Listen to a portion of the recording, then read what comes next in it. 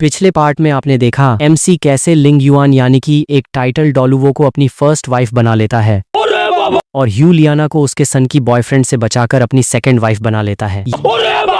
यही नहीं, एमसी शाओवू को पकड़ने के लिए तांग सान को नपुंसक बना देता है।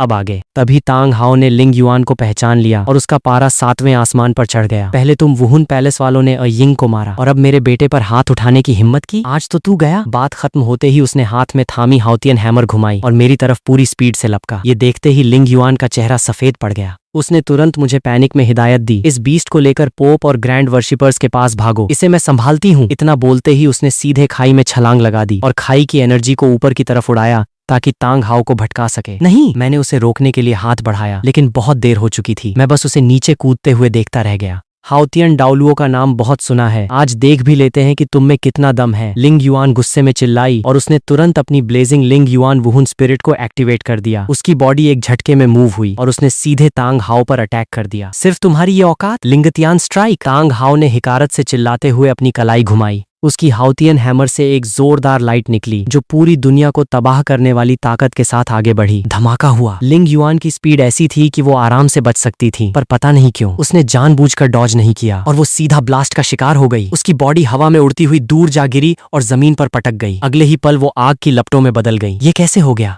ये नजारा देखकर मेरी आंखें फटी की फटी रह गईं। लिंग युआन दीदी कम से कम 92 लेवल की डाउलुओ थी। वो तांग हाओ का एक वार भी नहीं झेल पाई, सीधे वन शॉट किल। नहीं, ऐसा नहीं हो सकता, बिल्कुल नहीं। मैंने पागलों की तरह सिर हिलाया और यकीन न करते हुए लिंग युआन की स्पिरिट को ढूंढने लगा। जब कंफर्म हो गया कि उसकी कोई वाइब ही नहीं बची है तो मेरी आंखें गुस्से से लाल हो गईं। तुमने उसे मार दिया, तुम्हारी इतनी हिम्मत कि तुमने उसे मार दिया। इस मोमेंट पर मेरा गुस्सा नेक्स्ट लेवल पर पहुंच चुका था। मैं खुद को रोक नहीं पाया और दहाड़ा। ड्रैगन की एक ही कमजोरी होती है, जिसने उसे छुआ वो मरेगा। तांग हाओ, आज मैं तेरा नामो निशान मिटा दूंगा। इसके बाद जैसे मेरा दिमाग सटक गया, मैंने ब्लेजिंग लिंग युआन से नीचे छलांग लगा दी और सीधे तांग हाओ की तरफ गिरने लगा। मैंने अपनी 2 उंगलियां माथे पर जोर से मारी और गुस्से में चीखा, ड्रैगन गॉड बाहर आओ, इस जानवर को खत्म कर दो। जैसे ही शब्द मुंह से निकले, ड्रैगन गॉड ने तुरंत मेरा डेंजर सेंस कर लिया। मेरी आंखों में अचानक गोल्डन लाइट छा गई, बॉडी से एक खूंखार वाइब निकली और चारों तरफ एक अमेजिंग गोल्डन ग्लो फैल गया। मैं किसी भगवान की तरह चमक रहा था। पूरा मौसम ही बदल गया। काले बादल छा गए और बिजलियां कड़कने लगी। नीचे खड़ा तांग हाओ एकदम शॉक रह गया। क्या ये तो किसी मॉन्स्टर की वाइब है? पर तभी वो दोबारा चौंका। नहीं, ये तो गॉड का ऑरा है, ये गॉड लेवल की पावर है। तांग हाओ को गड़बड़ का एहसास हुआ। वो समझ गया कि मुझे अटैक करने का मौका बिल्कुल नहीं देना है। तभी वो पूरी ताकत से चिल्लाया, 9 रिंग्स ब्लास्ट, ग्रेट जूमी हैमर। धड़ाम, 9 बार कान फाड़ने वाले ब्लास्ट के साथ उसकी हाउतियन हैमर अचानक जाइंट साइज की हो गई और सीधे मेरी तरफ बढ़ने लगी। ये उसकी लाइफ का सबसे स्ट्रॉन्गेस्ट अटैक था। रोअर। लेकिन जैसे ही वो वार मुझे छूने वाला था, मेरे पीछे ड्रैगन गॉड का एक शैडो अपीयर हुआ और उसने एक बेहद दमदार ड्रैगन रोर की। उस दहाड़ के साथ एक गोल्डन ड्रैगन ब्रेथ तांग हाओ की तरफ बढ़ी। अब ब्लास्ट, तांग हाओ का वो महा अटैक इस ड्रैगन ब्रेथ के सामने कागज की तरह बिखर गया। अगले ही पल वो अटैक सीधे उसकी छाती पर लगा और वो जमीन पर जा गिरा। इसके पास सच में वो लेजेंडरी गॉड पावर है। तांग हाओ पूरी तरह हिल चुका था। लकीली इस वक्त मेरी बॉडी बहुत वीक थी, जो ड्रैगन गॉड के हाफ गॉड लेवल का ही प्रेशर झेल सकती थी, वरना वो वहीं ढेर हो जाता। मैं आगे अटैक करने ही वाला था कि मेरी बॉडी अचानक फ्रीज हो गई, क्योंकि मैं बहुत ज्यादा वीक था। ड्रैगन गॉड की पावर को ज्यादा देर तक होल्ड नहीं कर सकता था और मुझे एक तगड़ा बैकफायर झेलना पड़ा। ड्रैगन गॉड समझ गया कि ऐसे तो मैं मर जाऊंगा, इसलिए वो तुरंत मेरे माइंड स्पेस में वापस चला गया। जैसे ही वो गया, मैं बिना किसी कंट्रोल के नीचे गिरने लगा। बस इतनी सी बात थी। नीचे से तांग हाओ ने एक कमीनी मुस्कान के साथ कहा। उसने अपनी हैमर उठाई। भले ही वो खुद बुरी तरह जख्मी था, लेकिन एक बेबस इंसान को मारना उसके लिए बाएं हाथ का खेल था। तांग हाओ हंसते हुए हैमर घुमाकर मेरी तरफ लपका। उसे हाथ भी मत लगाना। ठीक उसी क्रिटिकल मोमेंट पर वो लिंग युआन, जिसे मरा हुआ समझ लिया गया था, अचानक वहां प्रकट हुई। उसने एक झटके में तांग हाओ को पीछे धकेला और मुझे गोद में संभाल लिया। ये कैसे पॉसिबल है? तांग हाओ ने खुद को संभाला, उसके होश उड़ चुके थे। लिंग युआन दीदी, आप जिंदा हो? मैंने अपना दर्द छुपाते हुए एक्साइटमेंट में पूछा। मैं इतनी आसानी से नहीं मरती। लिंग युआन ने मुझे प्यार से गोद में पकड़ा और उसकी त्योरियां चढ़ गईं। वो बस मेरी एक ट्रिक थी, फेक डेथ, जिसमें मेरी बॉडी आग बन जाती है। सोचा था कि इस सरप्राइज अटैक से उसे उलझाकर तुम्हें भागने का टाइम दूंगी, पर किसे पता था कि तुम अचानक इतनी क्रेजी गॉड पावर शो कर दोगे। खैर, अब ज्यादा बातें नहीं। तुम्हारी बॉडी की एनर्जी अभी बहुत डिस्टर्ब है, तुरंत इसे स्टेबल करो। रही बात तांग हाओ की, तो उसे अभी मारना मुमकिन नहीं है। अगर उसने मरता क्या न करता वाला काउंटर अटैक किया तो मुश्किल हो जाएगी। बात करते करते लिंग युआन ने एक लंबी छलांग लगाई और सीधे उस बड़ी सी ब्लेजिंग लिंग युआन की पीठ पर आ गई। घर पहुंचकर तुम्हें मुझे पूरा एक्सप्लेनेशन देना होगा कि ये गॉड पावर का क्या सीन है, लिंग युआन ने उड़ते हुए कहा। हाँ हाँ पक्का, मैंने उसे देखकर स्माइल की, फिर तांग हाओ की तरफ मुड़कर पूरे गुस्से में चिल्लाया, ये पुराना और नया हिसाब मैं बाद में सूद समेत चुकता करूंगा। इतना बोलते ही मैं और बर्दाश्त नहीं कर पाया और बेहोश हो गया। पर अच्छी बात यह थी कि लिंग युआन ने टाइम पर संभाल लिया था, तो जान का कोई खतरा नहीं था। मुझसे बदला लेगा? मैं तुझे अभी के अभी खत्म करता हूँ। तांग हाओ गुस्से में दहाड़ा और अपने जख्मों को नजरअंदाज करके हमारे पीछे भागने की कोशिश की, पर वो खुद पूरी तरह टूट चुका था। वो बस हमें दूर जाते हुए देख सका। तांग हाओ, हमारे वुहुन पैलेस के गुस्से को झेलने के लिए तैयार रहना, लिंग युआन ने धीमी आवाज में कहा और स्पीड बढ़ा दी। हुफ, सब ठीक था। उसने मुझे धीरे से गले लगाया। जो कुछ भी हुआ था वो मेरी उस खतरनाक पावर से काफी शौक थी, साथ ही वो मन ही मन खुश भी हो रही थी। उसने कभी नहीं सोचा था कि मेरे अंदर ऐसी गॉड पावर होगी। उसने सोचा कि अगर वो मेरी पार्टनर बन गई तो वो दुनिया में सबसे टॉप पर होगी। और ये सब कुछ साइड में खड़ी शियाओवू देख रही थी। उसे यकीन नहीं हो रहा था कि मुझ जैसा छोटा लड़का इतना डरावना हो सकता है। जो वाइब मुझसे निकल रही थी वो इंसानों जैसी थी ही नहीं, वो सीधे बीस्ट गॉड जैसी थी। इस बात ने उसे यकीन दिला दिया कि मैं कोई बीस्ट गॉड हूँ जिसने इंसानी रूप लिया है, और उसके दिल में मेरे लिए एक रिस्पेक्ट और सरेंडर की फीलिंग आ गई। पर वो तुरंत रियलिटी में आई। भले ही ये बीस्ट गॉड हो, पर अगर इसने वुहुन पैलेस का साथ दिया है तो ये हमारी कम्युनिटी का गद्दार है, इसे मरना ही होगा। क्या देख रही हो? लिंग युआन ने शियाओवू का लुक नोटिस किया और गुस्से में डांटा, चुपचाप बैठी रहो, कोई चालाकी करने की सोचना भी मत, वरना यही ढेर कर दूंगी। शियाओवू डर के मारे कांप गई और तुरंत अपनी नजरें नीची कर लीं। उसने एक बेचारा सा चेहरा बनाया ताकि लिंग युआन का ध्यान भटक सके। बड़ी शातिर बीस्ट है ये। लिंग युआन उसकी चाल समझ गई और उसने तुरंत उसके कान पकड़कर खींचे। मुझे छोड़ दो! दर्द के मारे शियाओवू रोने लगी और रहम की भीख मांगने लगी, पर लिंग युआन ने कोई ढील नहीं दी, बल्कि और जोर से खींचा। शियाओवू दर्द से तड़पने लगी और छटपटाते हुए मेरी तरफ भागने लगी। दूर रहो इससे! लिंग युआन पैनिक हो गई और उसने शियाओवू को एक लात मारकर साइड कर दिया। शियाओवू गिर पड़ी। दर्द से कराहते हुए वो मुझे एक अजीब सी नजर से देखने लगी। उसके दिल में एक अलग ही फीलिंग जाग रही थी, क्योंकि जब वो मेरे करीब आई थी तो उसे अपनी बॉडी में एक अजीब सी वार्मथ फील हुई थी। ये लड़का पक्का बीस्ट गॉड ही है। अगर तुम दोबारा इसके करीब आई तो मैं तुम्हें जान से मार दूंगी।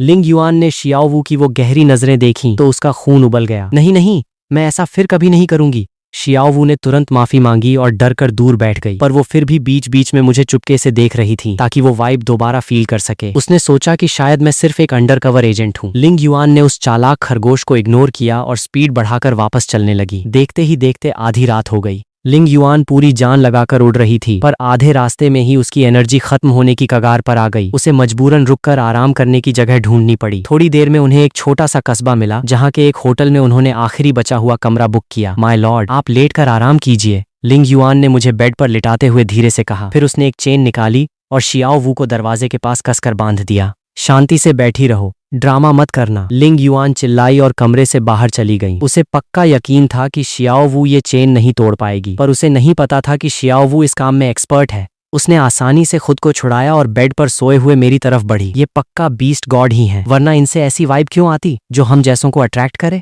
शियाओवू दबे पांव मेरी तरफ बढ़ी और एक्साइटमेंट में अपनी उंगली मेरी नाक से टच की। टच करते ही एक अजीब सी वेव महसूस हुई, बिल्कुल वैसी ही जैसी दिन में हुई थी। उसका दिल तेजी से धड़कने लगा। आह, कितना सुकून है! ये सच में बीस्ट गॉड है। इनके पास आते ही मैं खुद को रोक नहीं पाती। शियाओवू मन ही मन खुश हुई और सोचने लगी, तांग साओ के पिता ने इन्हें पहले ही देख लिया होगा, इसलिए तांग साओ को इनके पास भेजा ताकि इनका भरोसा जीत सके और बाद में अपना काम निकलते ही इन्हें मार सके। बीस्ट गॉड को ये बात पता चल गई होगी, इसलिए वो खुद यहाँ आ गए। उनका वुहुन पैलेस में जाना पक्का एक मिशन का हिस्सा है। हाँ, यही सच है। वो हमारी कम्युनिटी के लिए अपनी जान जोखिम में डाल रहे हैं। कितने ग्रेट हैं वो, बीस्ट गॉड! अब शियाओवू आपकी इस कुर्बानी और मेरी जान बचाने का एहसान चुकाएगी। तभी मुझे कुछ अजीब फील हुआ और मैंने आंखें खोल दी। सामने शियाओवू का चेहरा था। बीस्ट गॉड, आप जाग गए? शियाओवू ने प्यार से कहा। क्या बकवास बीस्ट गॉड, हट पीछे! मैं बुरी तरह डर गया और उसे एक जोरदार थप्पड़ जड़ दिया। चटाक! एक तेज आवाज गूंजी और शियाओवू जमीन पर जा गिरी। मैं उठकर बैठ गया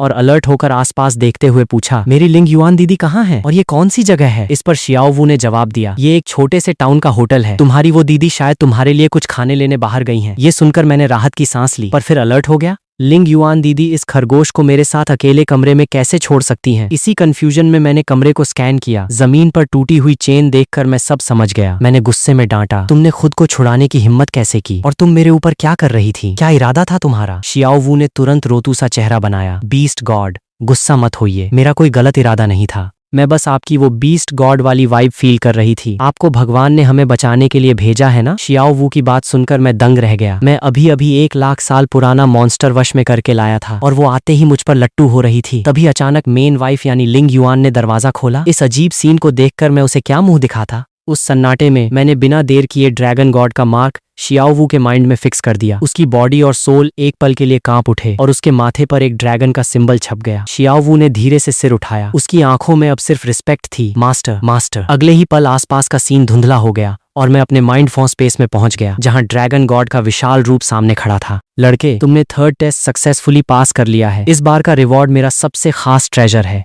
ड्रैगन गॉड की सोल। ये सुनकर मैं खुश तो हुआ पर मुझे उसके पिछले रिवॉर्ड्स याद आ गए। चाहे वो बॉडी हो या स्पिरिट, सब अधूरे थे। ये सोचकर मेरी एक्साइटमेंट कम हो गई। मैंने त्योरियां चढ़ाकर पूछा, ये सोल भी कोई डिफेक्टिव पीस तो नहीं है ना। मेरी बात सुनकर ड्रैगन गॉड थोड़ा झेंप गया। उसने थोड़ा खांसते हुए सीरियस टोन में कहा, हाँ, ये ड्रैगन सोल अभी आधी अधूरी है, अपनी पीक पावर का एक छोटा सा हिस्सा। पर फिर भी इसे हल्के में मत लेना। ये तुम्हारी सोल और मेंटल पावर को 10 गुना बढ़ा सकती है। समझ रहे हो ये कितना बड़ी बात है। और ये तुम्हारी सोल के साथ खुद को रिपेयर भी कर लेगी। सबसे बड़ी बात, इससे तुम ड्रैगन बीस्ट से कम्युनिकेट कर पाओगे। ये सुनते ही मेरी खुशी का ठिकाना नहीं रहा। मेंटल पावर 10 गुना बढ़ने का फायदा मैं अच्छे से जानता था। इसका मतलब अगली बार स्पिरिट रिंग एब्जॉर्ब करते वक्त मुझे कोई मेंटल शॉक नहीं लगेगा। ड्रैगन गॉड ने बिना टाइम वेस्ट किए अपनी आंखों से गोल्डन लाइट निकाली और वो सोल मुझे ट्रांसफर कर दी। मुझे अपने दिमाग में एक गजब की ठंडक महसूस हुई, जैसे सब कुछ क्लियर हो गया हो। इन पहले 3 टेस्ट ने मेरी बॉडी, ऑरा और मेंटल पावर को नेक्स्ट लेवल पर पहुंचा दिया था। अगर ये सब पूरी तरह रिपेयर हो गए तो मैं खुद ड्रैगन गॉड बन जाऊंगा। इससे पहले कि मैं ज्यादा खुश होता, ड्रैगन गॉड की आवाज फिर गूंजी। ठीक है, अब 4th टेस्ट की बारी है। तुम्हें सनसेट फॉरेस्ट के ice and fire yin Yang well में जाना होगा।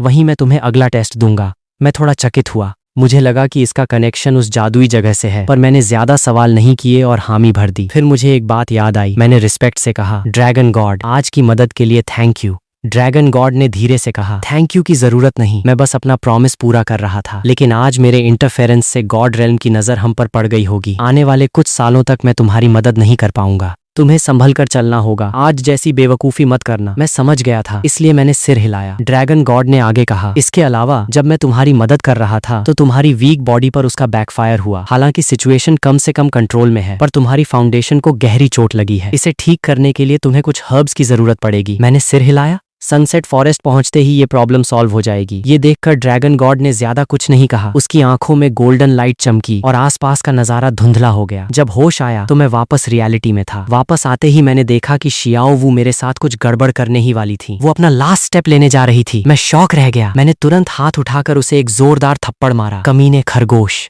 दूर हो, मैं इतना भूखा नहीं हूं कि तुझे खाऊं। शियाओ वू सीधे जमीन पर गिरी और बेहोश हो गई। कितनी अजीब है ये, मैंने बड़बड़ाया और तुरंत उठकर उसे कंबल से ढक दिया ताकि लिंग युआन दीदी आकर कोई गलत फहमी न पाल लें। पर मैं आधा ही ढक पाया था कि बाहर लिंग युआन दीदी के कदमों की आवाज आई। मेरे दिल ने कहा, गए काम से। अगले ही पल दरवाजा खुला और लिंग युआन सामने खड़ी थी। तुम दोनों। लिंग युआन ये सीन देखकर फ्रीज हो गई। ये देखकर मैं पैनिक हो गया कि कहीं वो गलत न समझ ले। हे लिंग युआन दीदी, मेरी बात सुनो। इस खरगोश ने खुद को आजाद कर लिया था और मुझ पर हावी होने की कोशिश कर रही थी, इसलिए मैंने इसे नॉकआउट कर दिया। लिंग युआन की आंखों में एक मिक्स फीलिंग आई, पर उसने मुझ पर बिना किसी शक के भरोसा किया। इतना टेंशन क्यों ले रहे हो माय लॉर्ड, आप ठीक हो, बस यही काफी है। लिंग युआन ने खाना साइड में रखा और मुझे गले लगाकर प्यार से कहा। उसकी वार्मथ फील करके पहले तो मुझे अच्छा लगा, पर फिर गिल्ट होने लगा। ये सब मेरी लापरवाही की वजह से हुआ था। उसकी जान खतरे में पड़ गई थी। लिंग युआन दीदी, आई एम सॉरी। पर उसने मुझे बोलने का मौका नहीं दिया और सीरियस होकर पूछा, तो तुम्हारी बॉडी में वो गॉड पावर कहाँ से आई? चलो सच सच बताओ।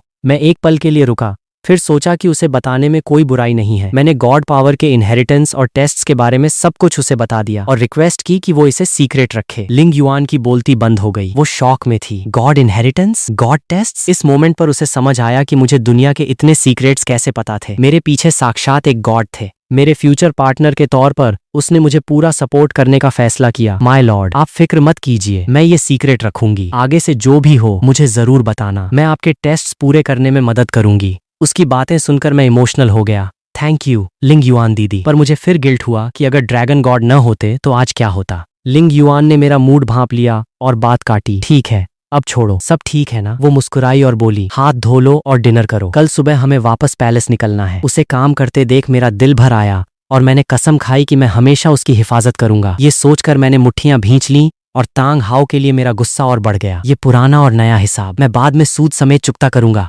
मुझे अपनी पावर बढ़ानी थी और क्योंकि मेरी फाउंडेशन डैमेज थी तो सनसेट फॉरेस्ट जाना परफेक्ट था। मैंने तुरंत उठकर लिंग युआन को बताया कि मुझे टेस्ट के लिए सनसेट फॉरेस्ट जाना होगा। लिंग युआन ने बिना किसी सवाल के मेरा सपोर्ट किया। अगली शाम हम तीनों सनसेट फॉरेस्ट पहुंच गए। लिंग युआन सबसे आगे चल रही थी। उसने एक हाथ से मेरा हाथ पकड़ा हुआ था और दूसरे हाथ से शियाओ वू की चेन थामी थी। इस बार शियाओ वू को भागने से रोकने के लिए सिर्फ गर्दन ही नहीं, उसके हाथ पैर भी बांधे हुए थे। रास्ते में शियाओ वू लगातार मुझे लाइन मार रही थी। मास्टर, मुझे बहुत दर्द हो रहा है, प्लीज इसे खोल दो ना। लिंग युआन से और बर्दाश्त नहीं हुआ। अगर दोबारा ऐसा किया तो मैं तुझे मारकर सूप बना दूंगी। शियाओ वू दर्द से चीखी और मेरा हाथ पकड़ लिया। मास्टर, मुझे डर लग रहा है। मैं उसकी बातों में आने वाला नहीं था। मैंने झटका देकर अपना हाथ छुड़ा लिया। शियाओ वू को लगा कि मैं अपनी पहचान छुपाना चाहता हूँ, इसलिए वो चुप हो गई। लिंग युआन खुश हुई और उसने पूछा, माय लॉर्ड, आपने कहा था कि ओल्ड पॉइजन हमारा वेट करेगा, पर हम कोर एरिया के पास आ गए हैं और वो कहीं नहीं दिख रहा। मैंने सिर खुजलाया। मुझे भी नहीं पता था कि वो कहाँ है। वो यिन यांग वेल कोर एरिया में ही था, जिसके चारों तरफ एक जहरीला कोहरा था। जब हम उस कोहरे के पास पहुंचेंगे तो वो जगह ज्यादा दूर नहीं होगी। रुको, आगे कुछ गड़बड़ है। लिंग युआन अचानक चिल्लाई। मैंने सामने देखा, वहां एक बहुत बड़ा जहरीला कोहरा फैला हुआ था। ये उस पॉइजन्स फ्लावर का असर था। मैंने तुरंत एक गाइड की तरह उन्हें इसके बारे में समझाया। लिंग युआन हैरान रह गई। माय लॉर्ड, क्या वो यिन यांग वेल इस जहर के अंदर है? उसने पुरानी बुक्स में इस जहर के बारे में पढ़ा था। बड़े से बड़े डालुओ भी इससे दूर रहते थे। मास्टर, मुझे डर लग रहा है,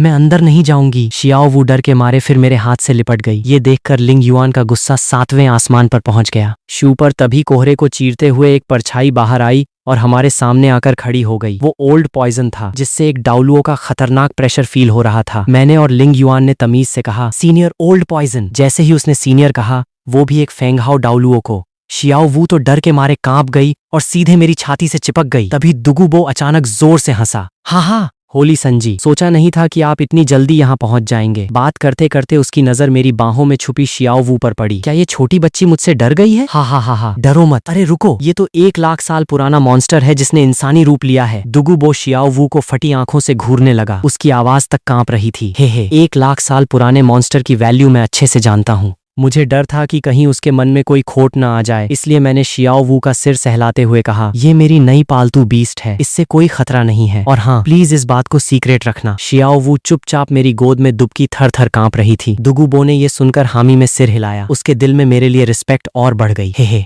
लिंग युआन हम दोनों को इस तरह देखकर चिढ़ गई, पर बाहर वालों के सामने वो मेरा पोपट नहीं बनाना चाहती थी, इसलिए उसने मुझे टोकने के लिए नकली खांसी की। मैं झटके से होश में आया, तुरंत शियाओ वू को पीछे धकेला और एकदम सीरियस होकर बोला, सीनियर दुगुबो, आज मैं अपना प्रॉमिस पूरा करने आया हूँ। अब हमें उस ice and fire yin Yang well के अंदर ले चलिए। दुगुबो को पूरा यकीन था कि मैं उसे धोखा नहीं दूंगा। उसने फटाफट सिर हिलाया। हाँ, बिल्कुल। इसके तुरंत बाद उसने एक जहरीली गैस का बैरियर बनाया और हमें उस कोहरे के अंदर ले जाने लगा। कोहरे को पार करते ही सामने का नजारा एकदम अमेजिंग था। वो एक बहुत बड़ी घाटी थी, जिसके सेंटर में एक अजीब सा झरना था। एक तरफ खौफनाक उबलती हुई आग थी और दूसरी तरफ जमी देने वाली बर्फ। दोनों चीजें एक ही जगह ताओ सिंबल की तरह कमाल से को एग्जिस्ट कर रही थीं। झरने के किनारों पर तरह तरह की रेयर जादुई जड़ी बूटियां उगी हुई थीं। शियाओ वू तो ये देखकर हक्की बक्की रह गई और दुनिया देख चुकी लिंग युआन भी एकदम शॉक में खड़ी थी। मेरा कोई खास रिएक्शन नहीं था, क्योंकि मुझे इसके बारे में पहले से ही पता था। अब बस इन सारी जड़ी बूटियों को समेटना बाकी था। दुगुबो के चेहरे पर एक प्राउड फीलिंग आ गई। हे होली संजी, यही है वो ice and fire yin Yang well. हालांकि इन्हें देते हुए दिल तो दुख रहा है, पर जान से बढ़कर कुछ नहीं है। मैंने सुनकर सेटिस्फैक्शन से सिर हिलाया और सीधे मुद्दे पर आया। सीनियर दुगुबो, आपकी स्पिरिट लगातार जहर बनाती है। अगर इस जहर का इलाज न किया जाए तो ये बॉडी में जमा होता रहता है।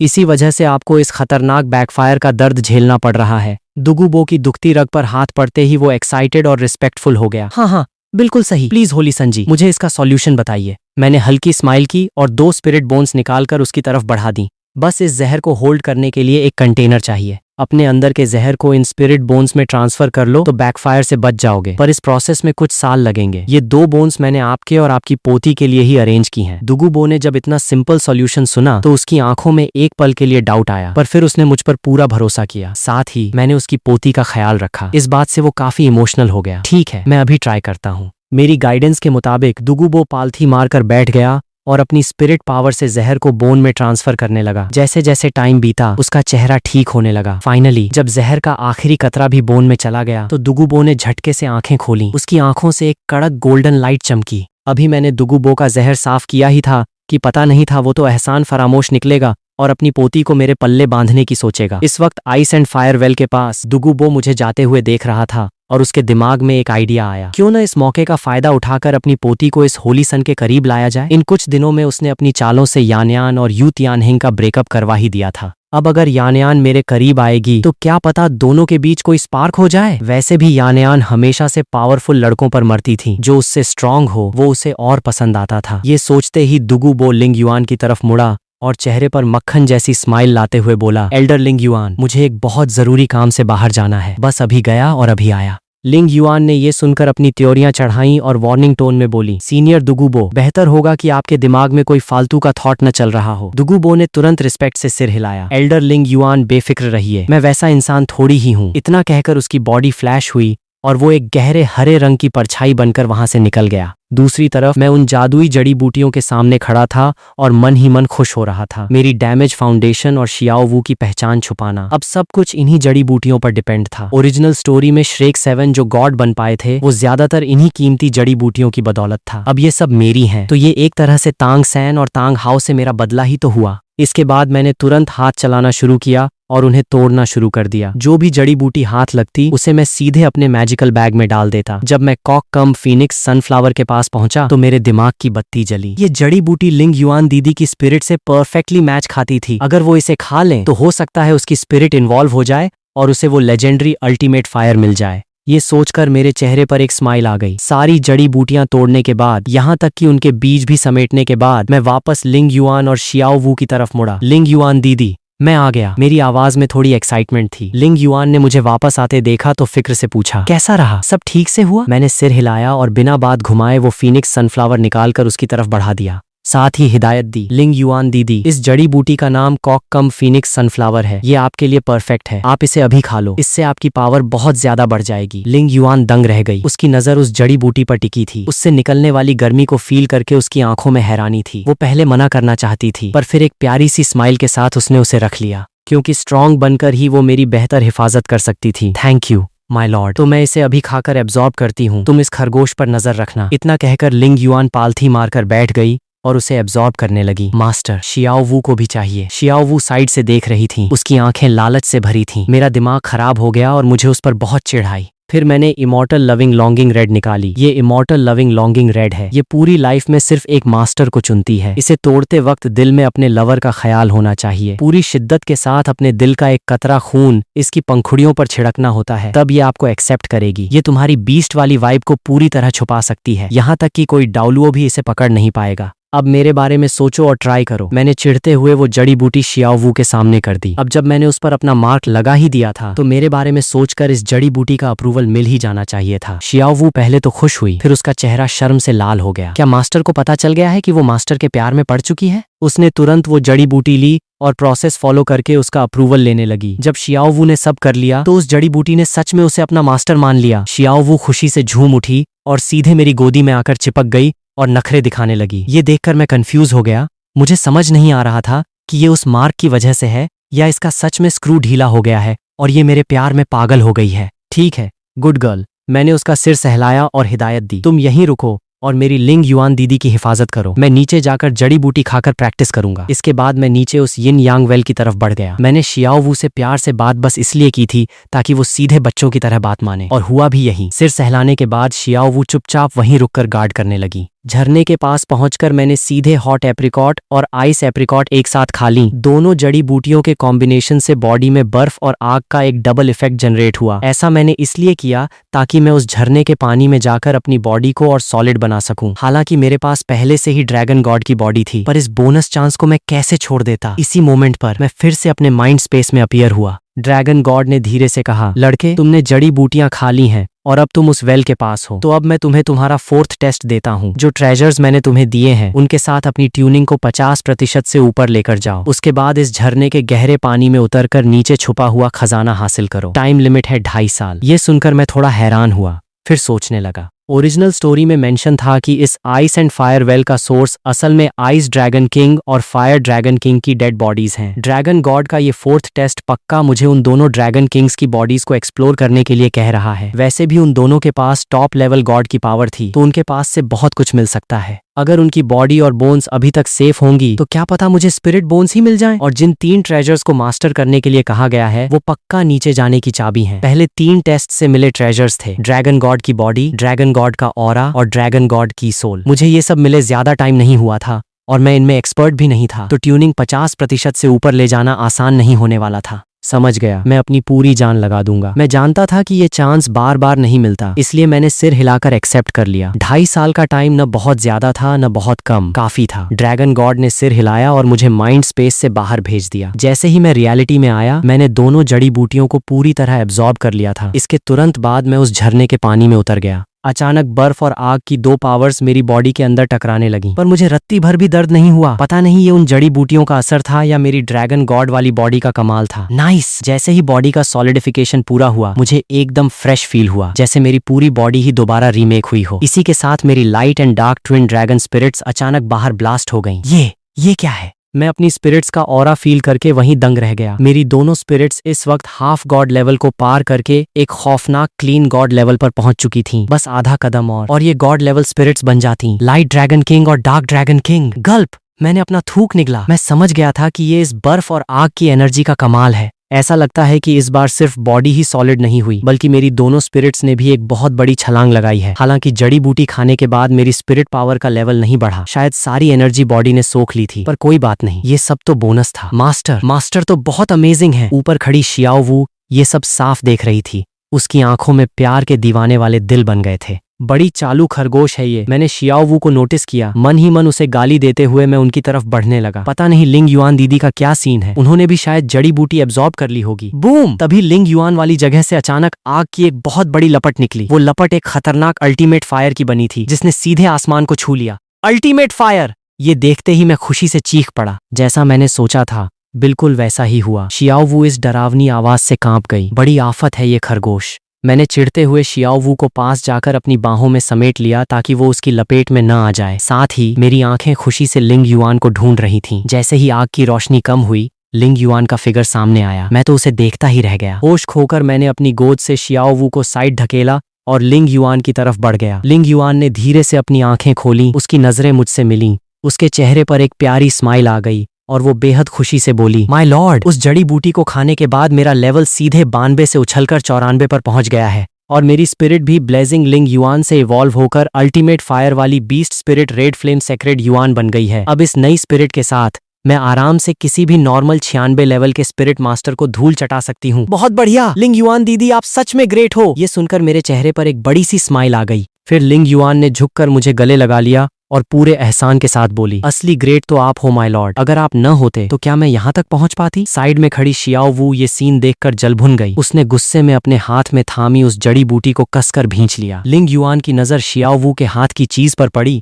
तो वो हैरान रह गई। उसने एक नजर में पहचान लिया कि ये इमॉर्टल लविंग लॉन्गिंग रेड है और वो सोचने लगी, इस खरगोश के पास ये जादुई जड़ी बूटी कहाँ से आई? क्या मैंने दी है? आते वक्त मैंने कहा तो था कि मैं इसकी पहचान छुपाने में मदद करूंगा, तो अब लगता है कि इसी जड़ी बूटी की वजह से ऐसा हुआ है। अब वो सच में एक नॉर्मल इंसान लग रही थी, कोई उसकी बीस्ट वाली वाइब नहीं पकड़ सकता था। पर एल्डर्स ने ये भी तो कहा था कि ये जड़ी बूटी सिर्फ तभी किसी को एक्सेप्ट करती है जब वो अपने सच्चे प्यार के बारे में सोचे। तो इस शियाओ वू के दिल में कौन है? क्या वो मैं हूँ? अभी लिंग युआन इसी कंफ्यूजन में थी कि तभी एक डाउलुओ का ऑरा हवा को चीरता हुआ अंदर आया। हमने मुड़कर देखा तो दुगुबो अपने साथ एक कमाल की फिगर वाली लड़की को लेकर वापस आया था। ध्यान से देखा तो वो लड़की कोई और नहीं, उसकी लाडली पोती दुगुयान थी। दुगुबो अपनी पोती के साथ जैसे ही अंदर आया, यहाँ का नजारा देखकर उसके होश उड़ गए। उसने फील किया कि मेरा और लिंग युआन का ऑरा एक नेक्स्ट लेवल पर पहुंच चुका था। अंदर से आ रही वो पावर देखकर वो मन ही मन कांप गया। साथ ही उसे ये देखकर भी हैरानी हुई कि वो शियाओ वू की असलियत नहीं पकड़ पा रहा था, पर वो जल्दी ही समझ गया कि ये सब उन जादुई जड़ी बूटियों का कमाल है। उसने ज्यादा सवाल नहीं किए, दुगुयान को आगे आने का इशारा करते हुए हंसा। होली संजी, आपको याद है ना हमने लास्ट टाइम क्या बात की थी? लो, मैं अपनी पोती यान यान को ले आया हूँ। हे दुगुयान ने दादा का इशारा समझा।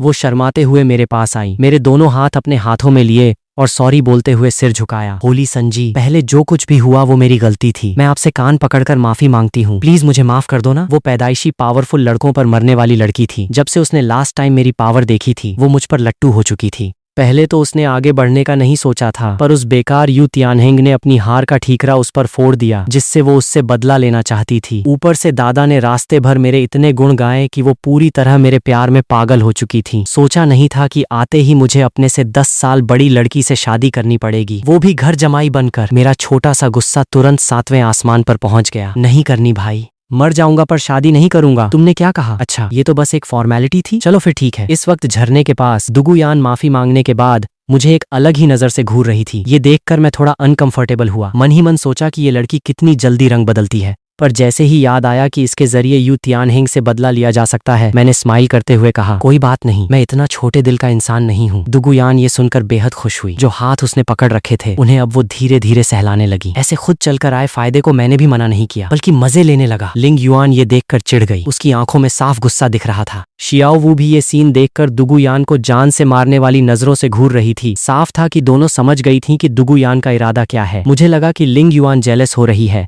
मैंने तुरंत अपना हाथ खींचा और सीरियस होने का नाटक किया। हे दुगुयान, क्या तुम्हें कोई और काम भी है? दुगुयान को अपने दादा की हिदायत याद आई। उसने तुरंत मुझसे कहा, हाँ बिल्कुल, माफी मांगने के अलावा मेरी एक रिक्वेस्ट भी है। मैं वुहुन पैलेस ज्वाइन करना चाहती हूँ और आपके साथ वहीं के कॉलेज में पढ़ना चाहती हूँ। मैंने साइड में खड़ी लिंग युआन की तरफ देखा और कहा, पैलेस ज्वाइन करने की बात? शायद लिंग युआन तो कब से फटने को तैयार बैठी थी, अब मौका मिला तो वो कैसे छोड़ती? वो तुरंत स्ट्रिक्ट होकर बोली, पैलेस के कॉलेज में पढ़ना तो ठीक है, पर अगर तुम्हारा इरादा इसके बहाने शियाओ हान के करीब आने का है तो ये भूल जाओ। शियाओ हान उस कॉलेज का स्टूडेंट नहीं है, उसकी ट्रेनिंग की जिम्मेदारी सिर्फ मेरी है। मैं उसकी पर्सनल टीचर हूँ। लिंग युआन की बातों में मेरे लिए एक तगड़ी पॉजेसिवनेस साफ झलक रही थी, जैसे वो दुगुयान को वार्न कर रही हो कि ये लड़का सिर्फ उसका है। दुगुयान का चेहरा देखने लायक था। वो हैरान रह गई और साइड में खड़ा दुगु बो भी शॉक था। तो ये लड़की इसके साथ 24 घंटे क्यों रहती है? ये है असली चक्कर। दुगुयान को झटका तो लगा, पर उसने हार नहीं मानी, क्योंकि एक बार पैलेस में एंट्री मिल गई तो मेरे करीब आने के मौके मिलते रहेंगे। ये सोचकर दुगुयान ने तुरंत सफाई दी, मेरा इरादा सिर्फ पैलेस के कॉलेज में पढ़कर अपनी पावर बढ़ाना है।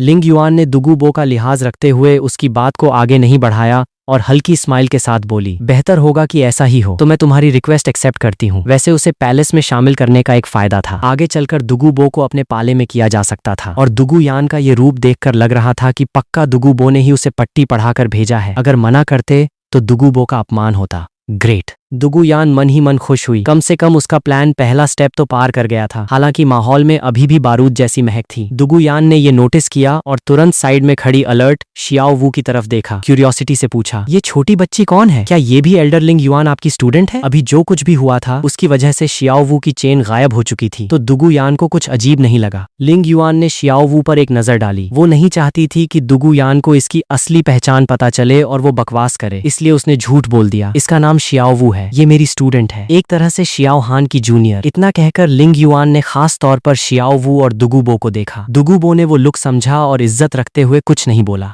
शियाओ वू ने भी चुपचाप ये पहचान एक्सेप्ट कर ली और मन ही मन खुश होने लगी। दुगुयान ने स्माइल करते हुए शियाओ वू से हेलो कहा। शियाओ वू बहन कैसी हो? मेरा नाम दुगुयान है, तुम मुझे यान यान दीदी बुला सकती हो। शियाओ वू का चेहरा तुरंत उतर गया। उसने कोई जवाब नहीं दिया, बस दुगुयान को खा जाने वाली नजरों से घूरती रही, जैसे कह रही हो, तुझे दीदी बोलूं? तेरी इतनी औकात? दुगुयान ने उसकी आंखों में वो दुश्मनी देखी तो चुप रहने में ही भलाई समझी और सोचने लगी, लगता है ये छोटी जूनियर भी इसी पर मरती है। पर कोई बात नहीं, मैं एक दिन इस लिंग युआन और शियाओ वू दोनों को लात मारकर बाहर कर दूंगी और इसका सब कुछ अकेले हड़प लूंगी। हे इससे पहले कि माहौल फिर से गर्म हो। मैंने बात संभाली। ठीक है, काफी रात हो गई है, आज आराम करते हैं और कल सुबह वुहुन सिटी वापस चलेंगे। दुगुयान, तुमने जब पैलेस ज्वाइन करने का डिसाइड कर ही लिया है तो कल हमारे साथ ही चलना। दुगुयान ने फटाफट सिर हिलाया। बाकी लोगों को भी कोई ऐतराज नहीं था, बस शियाओ वू लगातार दुगुयान को घूर रही थी। उस लिंग युआन से तो वो जीत नहीं सकती थी, पर क्या वो इस चालू नागिन को भी नहीं संभाल सकती? देखना, वो इस नागिन का गेम बजाकर रहेगी। इस तरह हम सब आराम करने चले गए और कल सुबह वुहुन सिटी लौटने की तैयारी करने लगे। उसी टाइम तियानडो पैलेस के मीटिंग हॉल में प्रिंस शुए किंगहे के रूप में छुपी शुए किंग शुए, एम्परर शुए ये के साथ एक मिनिस्टर से रिपोर्ट सुन रही थी। मिनिस्टर ने बताया कि उन्हें blue lightning tyrant dragon clan के यंग मास्टर का एक लेटर मिला है, जिसमें लिखा है कि वुहुन पैलेस में एक लड़का आया है जिसका टैलेंट बेहद खतरनाक है। अगर उसे अभी शुरुआत में ही खत्म नहीं किया गया तो आगे चलकर बहुत बड़ी आफत आ जाएगी। ये सुनकर शुए किंग शुए ने अपनी आंखें मींची। उसके दिल में एक खौफनाक कातिलाना गुस्सा जाग उठा। जो उसके फ्यूचर हस्बैंड पर हाथ उठाने की सोच भी रहा है, उसे इसकी बहुत भारी कीमत चुकानी होगी। जैसे ही हम वुहुन सिटी पहुंचे, लिंग युआन ने रुकने का अरेंजमेंट करना शुरू कर दिया। उसका प्लान था कि शियाओ वू उसके साथ ही रहेगी और दुगु यान के लिए अलग से इंतजाम किया जाएगा। वैसे भी शियाओ वू एक मॉन्स्टर थी, उस पर 24 घंटे नजर रखना जरूरी था। बाहर वालों के सामने वो उसे अपनी नई स्टूडेंट बताएगी ताकि किसी को कोई शक न हो। लिंग युआन ने अपना ये फैसला सुनाया। मुझे इसमें कोई प्रॉब्लम नहीं थी। शियाओ वू तो खुशी के मारे उछल पड़ी, पर दुगु यान का मुंह बन गया। हालांकि वो कुछ कर नहीं सकती थी। शियाओ वू ने उसे चिढ़ते देख एक फनी फेस बनाया। चालू नागिन, जल गई ना, ले ले लेफ्टिनेंट। शियाओ वू का ये नौटंकी वाला चेहरा देखकर मैं मन ही मन हंसा, पर लिंग युआन ने शियाओ वू को एक तीखी नजर से डांटा। तमीज से रहो। इतना कहकर वो मेरे साथ आगे चल दी। शियाओ वू और दुगु यान को चुपचाप पीछे आना पड़ा। थोड़ी देर में हम अपने कोर्टयार्ड के सामने थे। गेट पर पहुंचते ही सामने हुलियना खड़ी थी। शियाओ हान भाई, एल्डर लिंग युआन। उसने हमें देखा और भागती हुई आई। उसने तुरंत मुझे कसकर गले लगा लिया। वो गुस्से में भी थी और उदास भी। तुम्हारी इतनी हिम्मत कि तुमने मुझे धोखा दिया, ऊपर से 2 दिन तक गायब रहे। आखिर चल क्या रहा है? उसका वो उतरा हुआ चेहरा देखकर मुझे गिल्ट फील हुआ। मैंने प्यार से उसे मनाते हुए कहा, नाना दीदी, मैं अचानक एक जरूरी काम से चला गया था ना, देखो अब मैं वापस आ गया हूँ। मेरी ये सॉफ्ट आवाज सुनकर उसका मूड थोड़ा ठीक हुआ और ये सीन देखकर बाकी दोनों लड़कियां भड़क गईं। अरे कौन हो तुम? दुगु यान ने चिढ़ते हुए त्योरियां चढ़ाई और पूछा। शियाओ वू भी हुलियना को दुश्मनी वाली नजरों से घूर रही थी। वही तो, मतलब कुछ भी तमीज वमीज है या नहीं? लड़के लड़की में कुछ डिस्टेंस होता है कि नहीं? चलो तुरंत छोड़ो उसे। हुलियना ने जब उन दोनों की आवाज सुनी, तब जाकर उसका ध्यान उन पर गया। उसने मेरी बाहों को और कसकर पकड़ लिया और चिढ़कर बोली, तुम दोनों कौन हो भाई? मैं इसे गले लगाऊं या कुछ भी करूं? तुम दोनों को क्या मिर्ची लग रही है? ये सब देखकर मैं मन ही मन हंस रहा था। ये जो जलन वाला ड्रामा चल रहा था, उसमें मजे तो पूरे आ रहे थे। लिंग युआन ये सब देखकर थोड़ा पक गई। उसने बात काटी। चलो मैं इंट्रोड्यूस करवा देती हूँ। ये मेरी नई स्टूडेंट है शियाओ वू, और ये टॉक्सिक डाउलुओ दुगुबो की पोती दुगु यान है। ये वुहुन पैलेस ज्वाइन करके हमारे कॉलेज में पढ़ेगी। ये सुनते ही हुलियना हैरान रह गई। अच्छा, तो ये दुगु यान उस टॉक्सिक डाउलुओ की पोती है? उसके दिल में दुगु यान के लिए तो थोड़ी सॉफ्ट कॉर्नर आ गई, पर शियाओ वू को देखकर उसका मूड खराब ही रहा। इसके तुरंत बाद हुलियना ने अपना इंट्रोडक्शन दिया। मेरा नाम हुलियना है। मैं वुहुन पैलेस की करंट पोप बीबी डोंग की डायरेक्ट स्टूडेंट हूँ और साथ ही शियाओ हान की सीनियर भी हूँ। इतना कहकर उसने शियाओ वू की तरफ देखकर जानबूझकर टोंट मारा। अब क्योंकि तुम शियाओ हान की जूनियर हो, तो उस नाते मेरी भी जूनियर हुई। आगे से जब भी मिलो मुझे रिस्पेक्ट से सीनियर बुलाना। दुगु यान ने जब हुलियना का स्टेटस सुना तो उसका सारा एटीट्यूड गायब हो गया और वो एकदम रिस्पेक्टफुल हो गई। पर शियाओ वू ने जैसे ही सुना कि ये बीबी डोंग की स्टूडेंट है, उसकी आंखों में नफरत और दुश्मनी साफ तैरने लगी। वो हुलियना को घूरती रही, पर उसने सीनियर बोलने से साफ मना कर दिया। हुलियना ने उसकी ये बदतमीजी देखी तो उसका चेहरा उतर गया। माहौल में बारूद बढ़ता देख मुझे ही बीच में आकर सिचुएशन संभालनी पड़ी। अच्छा, दुगु यान के रुकने का अरेंजमेंट कहाँ है? हुलियना ने ये सुनकर अपना गुस्सा थूका, पर उसने तुरंत चिढ़कर पूछा, और इस शियाओ वू का क्या? इसके रुकने का इंतजाम मुझे नहीं करना क्या? मैं कुछ बोलने ही वाला था कि शियाओ वू ने बाजी मार ली। उसने मेरा हाथ पकड़कर प्राउडली कहा, मैं अपने सीनियर के साथ ही रहूंगी। मुझे तुम्हारे किसी अरेंजमेंट की जरूरत नहीं है। ले ले लेफ्टिनेंट। ये सुनकर हुलियना का चेहरा काला पड़ गया। ये लड़की शियाओ हान के साथ रहेगी? मैं भी मन ही मन सोच रहा था कि ये खरगोश सच में आफत की पुड़िया है। हुलियना को ब्लास्ट होने वाला देख मैंने तुरंत उसे मक्खन लगाया। चलो नाना दीदी, तुम पहले दुगु यान को ले जाओ। आज रात उसे लेकर मेरे पास आना। मेरे पास तुम दोनों के लिए एक गिफ्ट है। गिफ्ट का नाम सुनते ही वो थोड़े नखरे दिखाते हुए वहां से चली गई। उनके जाते ही लिंग युआन ने शियाओ वू को मुझसे अलग किया और सीधे उठाकर कोर्टयार्ड में फेंक दिया। फिर उसने मुझसे पूछा, माय लॉर्ड, आप उन्हें क्या गिफ्ट देने की बात कर रहे थे? कहीं कोई जादुई जड़ी बूटी तो नहीं? मैंने स्माइल करते हुए सिर हिलाया और समझाया, हाँ लिंग युआन दीदी, मुझे पता है क्या करना है। तुम बेफिक्र रहो। वो 2 9 पिन पर्पल ब्रांच उन दोनों के लिए परफेक्ट हैं। आखिर उन्हें ट्रेन करना है तो थोड़ा इन्वेस्टमेंट तो करना ही पड़ेगा। देखते ही देखते रात हो गई। कोर्टयार्ड में एकदम सन्नाटा था। लिंग युआन मेरे साथ शावर लेने के बाद बाहर चली गई थी। वो शियाओ वू को सबक सिखाने गई थी, जो चुपके से हमें नहाते हुए देख रही थी। मुझे मौका मिला तो मैं कमरे में अकेले बैठकर फ्यूचर की प्लानिंग करने लगा। कल मुझे शुए किंगशुए से मिलना था, तो मुझे उसके सामने अपनी बेस्ट शेप में जाना था। इसलिए मैंने गेजिंग थ्रू ऑटम वाटर्स और मैग्निफिसेंट स्काई दोनों जड़ी बूटियां निकाली। यूं एक आवाज के साथ मैंने दोनों को एब्जॉर्ब करना शुरू कर दिया। मुझे फील हुआ कि एक गर्म एनर्जी मेरी पूरी बॉडी में फ्लो कर रही है। मेरी आंखों और मसल्स को पूरा न्यूट्रिशन मिल रहा था। प्रोसेस जल्दी ही खत्म हो गया। मैंने एक गहरी सांस छोड़ी और आंखें खोली। मेरी आंखों से एक अलग ही कड़क गोल्डन लाइट चमकी। अफसोस कि स्पिरिट पावर का लेवल नहीं बढ़ा, उसे उन 3 ट्रेजर्स ने सोख लिया था। पर मुझे फील हुआ कि ड्रैगन गॉड के वो 3 ट्रेजर्स काफी अपग्रेड हो गए हैं। अब मैं आराम से 50,000 साल पुरानी स्पिरिट रिंग एब्जॉर्ब कर सकता था और उनकी ट्यूनिंग भी 10% तक पहुंच गई थी। मैं अभी सोच ही रहा था कि बाहर से रोने की आवाज आई, साथ ही चाबुक चलने की सटाक सटाक आवाज गूंज रही थी। शियाओ वू को अपनी गलती का एहसास हो गया है। शियाओ वू आगे से ऐसा कभी नहीं करेगी। मुझे कोई हैरानी नहीं हुई, बल्कि मेरे चेहरे पर एक कमीनी मुस्कान आ गई। इस चालू खरगोश के साथ ऐसा ही होना चाहिए, डिजर्व करती है। किसने कहा था उसे मेरे और लिंग युआन दीदी के पर्सनल मोमेंट्स में ताक झांक करने को? सोचा नहीं था कि अपनी फ्यूचर वाइफ से मिलते ही जो पहला सेंटेंस मेरे मुंह से निकलेगा वो होगा, चलो जल्दी से शादी करके हनीमून पर चलते हैं। इस वक्त तियानडोउ सिटी के एक लग्जरी होटल में शुए किंगशुए की नजरें मुझ पर टिकी थीं। दादाजी, क्या यही शियाओ हान है? कियान दाओलियू ने स्माइल करते हुए सिर हिलाया, फिर मेरी तरफ देखा और मुझे इंट्रोड्यूस करने का इशारा किया। ये देखते ही मैंने अपना सिर उठाया, शुए किंगशुए की तरफ देखा, हाथ आगे बढ़ाया और हंसते हुए बोला, हेलो जी, मैं हूं आपका होने वाला घर जमाई हस्बैंड शियाओ हान। ये सुनते ही वहां जितने भी लोग थे सब के सब वहीं फ्रीज हो गए। किसी ने सपने में भी नहीं सोचा था कि मुझ जैसा छोटा बच्चा इतना बोल्ड और डायरेक्ट हो सकता है। शुए किंगशुए ने ये सुनकर अपनी त्योरियां चढ़ाई। उसकी खूबसूरत आंखों में एक गुस्सा सा दिखा। मेरे लिए उसका फर्स्ट इंप्रेशन एकदम 0 हो गया। आहा। कियान दाओलियू ने सिचुएशन संभालते हुए हंसकर कहा, अरे शियाओ शुए,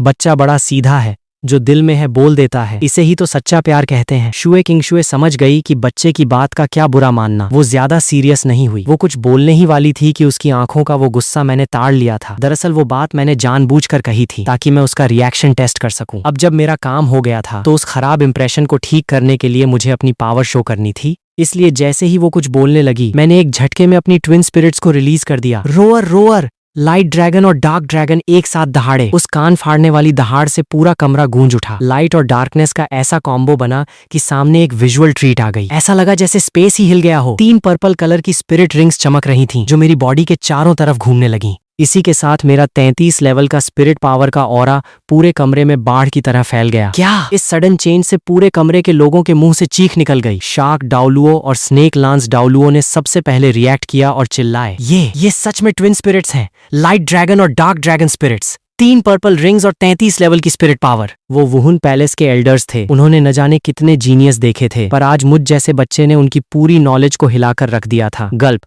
शुए किंगशुए भी पूरी तरह शॉक में थी। उसका चेहरा देखने लायक था। हालांकि एल्डर्स ने पहले बताया था कि मेरी twin spirits half god level की हैं, पर उन्होंने ये नहीं बताया था कि मेरी स्पिरिट रिंग्स का कॉन्फ़िगरेशन इतना खतरनाक होगा। पर इससे पहले कि वो कुछ समझ पाती, उसे अचानक एक और बात का एहसास हुआ और वो चौंक कर बोली, वेट, कहा गया था कि ये twin spirits half god level की हैं, पर अभी ये ऑरा कैसा है? ये वाइब तो साफ गॉड लेवल के करीब लग रही है। मेरी God level spirit 6 winged angel से बस थोड़ी सी ही कम है। इस सवाल को सुनते ही शार्क डाउलुओ और स्नेक लांस डाउलुओ ने भी ये नोटिस किया। उनके मुंह इतने बड़े खुल गए जैसे कोई बास्केटबॉल समा जाए। एक पल के लिए उन तीनों की नजरें कियान दाओलियू पर टिक गईं। इस वक्त कियान दाओलियू खुद भी शॉक में था। उसके चेहरे पर यकीन करना मुश्किल लग रहा था। ये कैसे हो सकता है? पहले तो दोनों स्पिरिट्स हाफ गॉड लेवल की थीं। पैनिक में उसने तुरंत लिंग युआन की तरफ देखा और जल्दी से पूछा, लिंग युआन, ये सब क्या चक्कर है? लिंग युआन खुद भी एकदम ब्लैंक थी। उसे कुछ समझ नहीं आ रहा था। उसने मन ही मन सोचा, कहीं ये पिछली बार आइस एंड फायर वेल में जड़ी बूटी खाने की वजह से तो नहीं हुआ? पर प्रॉब्लम ये थी कि जड़ी बूटी खाते वक्त उसने ध्यान नहीं दिया था कि मैंने वहां क्या किया था। मुझे याद आया कि कुछ दिन पहले लिंग युआन ने कियान दाओलियू को एक कहानी सुनाई थी, तो मैंने उसी का फायदा उठाकर झूठ बुनना शुरू किया। ग्रैंड वर्शिपर, आपको याद है ना, लिंग युआन दीदी ने कुछ दिन पहले दुगुबो को बचाने की बात बताई थी। उस वक्त दुगुबो ने सिर्फ लिंग युआन दीदी को ही जड़ी बूटियां नहीं दी थीं, बल्कि मुझे भी एक दी थी। मैंने जब उस जड़ी बूटी को खाया तब से मेरी स्पिरिट्स में ये चेंज आ गया। सही कह रहा हूं ना लिंग युआन दीदी? मैंने झूठ बोलते हुए बड़े ही मासूम चेहरे से लिंग युआन की तरफ देखा। लिंग युआन ने मौका संभाला और सिर हिलाते हुए झूठ में शामिल हो गई। हाँ, लास्ट टाइम जल्दी में थी तो इस बारे में बताना भूल गई थी। हम दोनों की इस जुगलबंदी वाले झूठ को सुनकर कियान दाओलियू को तसल्ली हुई। उसके चेहरे पर एक हैरानी वाली फीलिंग थी। शुए किंगशुए और बाकी दोनों एल्डर्स भी सोच में पड़ गए। जब ये कंफ्यूजन दूर हो गया तो शार्क डाउलुओ और स्नेक लांस डाउलुओ ने तुरंत एक्साइटमेंट में पूछा, तो फिर इन स्पिरिट रिंग्स का क्या सीन है? शुए किंगशुए भी शॉक में आंसर का वेट कर रही थी। वो जानना चाहती थी कि मैंने ये कारनामा कैसे किया। पर इससे पहले कि मैं कुछ बोलता, कियान दाओलियू खुद ही बोल पड़ा, ये स्पिरिट रिंग्स शायद शियाओ हान की स्पेशल स्पिरिट की वजह से ऐसी होंगी। कियान दाओलियू एंजल गॉड का ग्रैंड वर्साइपर था। पावर और स्टेटस दोनों में वो इस कॉन्टिनेंट के टॉप पर था, इसलिए उसकी बात की वैल्यू बहुत ज्यादा थी। शुए किंगशुए और बाकी लोगों ने बिना किसी डाउट के उसकी बात मान ली और सिर हिलाने लगे। मैंने जब ये सुना तो मन ही मन अपना मुंह बनाया। लास्ट टाइम जब मैंने ये रीजन दिया था तो कियान दाओलियू की आंखों में एक चालाकी दिखी थी।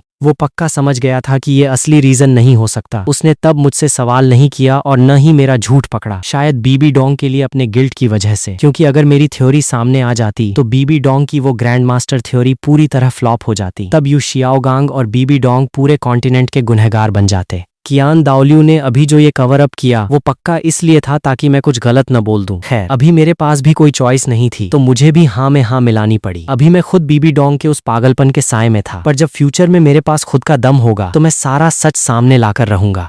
बीबी डोंग और यू शियाओगांग, इन दोनों धोखेबाजों में से एक को भी नहीं छोड़ूंगा। शियाओ हान। अचानक शुए किंगशुए ने मुझे प्यार से आवाज दी। मेरा टैलेंट उसकी इमेजिनेशन से बहुत आगे था, जिसने उसे पूरी तरह इंप्रेस कर दिया था। पहले जो भी खराब इंप्रेशन था वो इस मोमेंट पर हवा हो चुका था। उसने मुझे आवाज दी, मेरे पास आई, नीचे घुटनों के बल बैठी और बड़े ही प्यार से मेरा सिर सहलाते हुए मुस्कुराई। हेलो जी, फर्स्ट टाइम मिल रहे हैं तो अच्छे से इंट्रोड्यूस कर देती हूँ। मेरा नाम कियान रेनशुए है, तुम्हारी होने वाली वाइफ। तुम मुझे शियाओ शुए या शुएर बुला सकते हो। उसकी वो सॉफ्ट टच फील करके मैं एक पल के लिए खो गया। ऐसी गॉर्जियस ब्यूटी को देखकर तो कोई भी दीवाना हो जाए भाई। कहते हैं ना कि बड़े बड़े शूरवीर भी हुस्न के आगे ढेर हो जाते हैं। ये बात यहाँ बिल्कुल परफेक्ट बैठ रही थी। कियान रेनशुए की उस प्यारी नजर को देखकर मेरे मुंह से अचानक और भी डायरेक्ट बात निकल गई। शुएर दीदी, हम शादी कब कर रहे हैं? ये सुनते ही वहां खड़े लोग फिर से दंग रह गए। कियान दाओलियू को लगा कि उसकी लाडली पोती फिर से गुस्सा न हो जाए। वो बात संभालने ही वाला था कि कियान रेनशुए इस बार चिढ़ी नहीं बल्कि हंसते हुए जवाब दिया,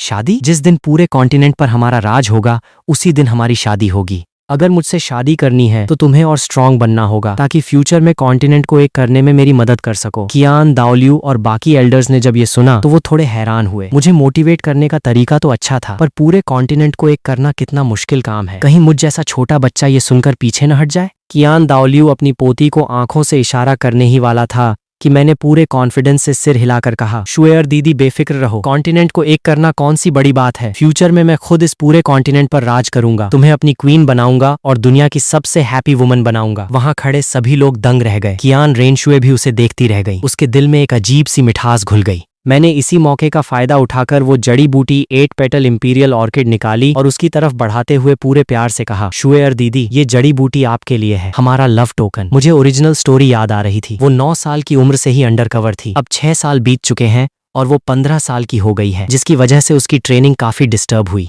इस बात से कि वो 29 साल की उम्र में जाकर 70 लेवल पर पहुंचेगी अंदाजा लगाया जा सकता है कि अभी उसका लेवल 40 के आसपास होगा। हालांकि ये भी किसी जीनियस से कम नहीं था, पर अगर उसने सिर्फ ट्रेनिंग की होती तो शायद वो अब तक गॉड बन चुकी होती। खैर, अब मेरी ये जड़ी बूटी उसकी इस रुकी हुई ट्रेनिंग की कसर पूरी कर देगी, जैसी उम्मीद थी। वहां खड़े लोगों की आंखें उस जड़ी बूटी को देखकर फटी की फटी रह गईं। खासकर कियान दाओलियू और बाकी दोनों एल्डर्स के चेहरों पर एक अनएक्सपेक्टेड शॉक था। कियान रेनशुए ने भी हैरानी से मुझे देखा, फिर अपने हाथ में थामी उस जड़ी बूटी को देखा। लव टोकन, वो भी इतनी कीमती जड़ी बूटी। मैंने धीरे से सिर हिलाया और उसका इंट्रो दिया, शुएर दीदी, इस जड़ी बूटी का नाम 8 पेटल इंपीरियल ऑर्किड है। इसका इफेक्ट बहुत ही स्मूथ और प्योर है। ये आपकी फाउंडेशन को सॉलिड करेगी और आपकी बॉडी के सारे टॉक्सिन्स साफ कर देगी। आप बस इसे खा लो, ये आपकी पावर को नेक्स्ट लेवल पर ले जाएगी, वो भी बिना किसी साइड इफेक्ट के। कियान रेनशुए ने शर्माते हुए चेहरा लाल करके वो जड़ी बूटी ले ली।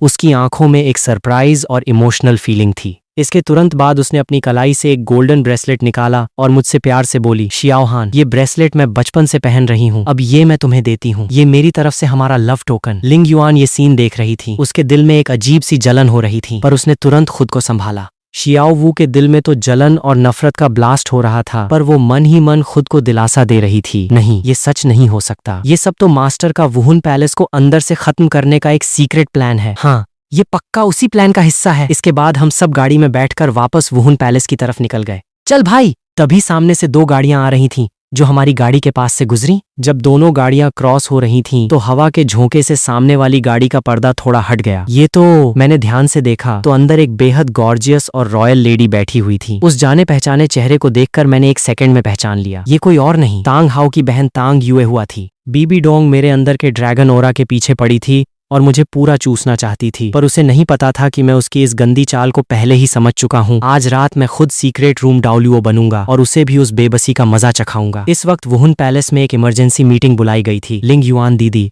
मुझे बहुत पहले ही यहाँ ले आई थी। जैसे ही मैंने पोप पैलेस में कदम रखा, मुझे वहां का सीरियस और हैवी माहौल फील हुआ। शुए किंगशुए को गार्ड करने वाले 2 एल्डर्स को छोड़कर पैलेस के बाकी सारे एल्डर्स और वर्शिपर्स वहां मौजूद थे। ऐसा लग रहा था जैसे पूरे वुहुन पैलेस की पावर एक ही जगह जमा हो गई हो। मेरा अंदर जाना ऐसा था जैसे शांत पानी में कोई बड़ा पत्थर फेंक दिया गया हो। एक पल में सबकी नजरें मुझ पर टिक गईं। सब मुझे देखकर ग्रीट करने लगे। कियान दाओलियू तो मुझे देखकर स्माइल करते हुए अपनी सीट से उठ गया और मुझे अपनी जगह बिठाने लगा, पर लिंग युआन दीदी मुझे ऐसी कोई बदतमीजी नहीं करने देने वाली थी। उसने तुरंत मुझे गोद में उठाया और अपनी खुद की स्पेशल सीट पर बैठ गई। ये देखकर कियान दाओलियू थोड़ा हंसा और मन ही मन लिंग युआन के इस डिसिप्लिन की तारीफ की। वहां बैठे बाकी वर्शिपर्स और एल्डर्स ने भी सिर हिलाया। साफ था कि उन्हें लिंग युआन दीदी की परवरिश पर पूरा भरोसा था। हालांकि इस शांत माहौल में अचानक एक कड़क आवाज गूंजी, साइलेंस। मैंने आवाज की तरफ देखा तो सामने बीबी डोंग अपनी टांग पर टांग चढ़ाकर ऊपर की सीट पर बैठी थी। उसने अपने हाथ की स्टिक को जमीन पर जोर से पटका। उसका चेहरा बहुत ज्यादा उतरा हुआ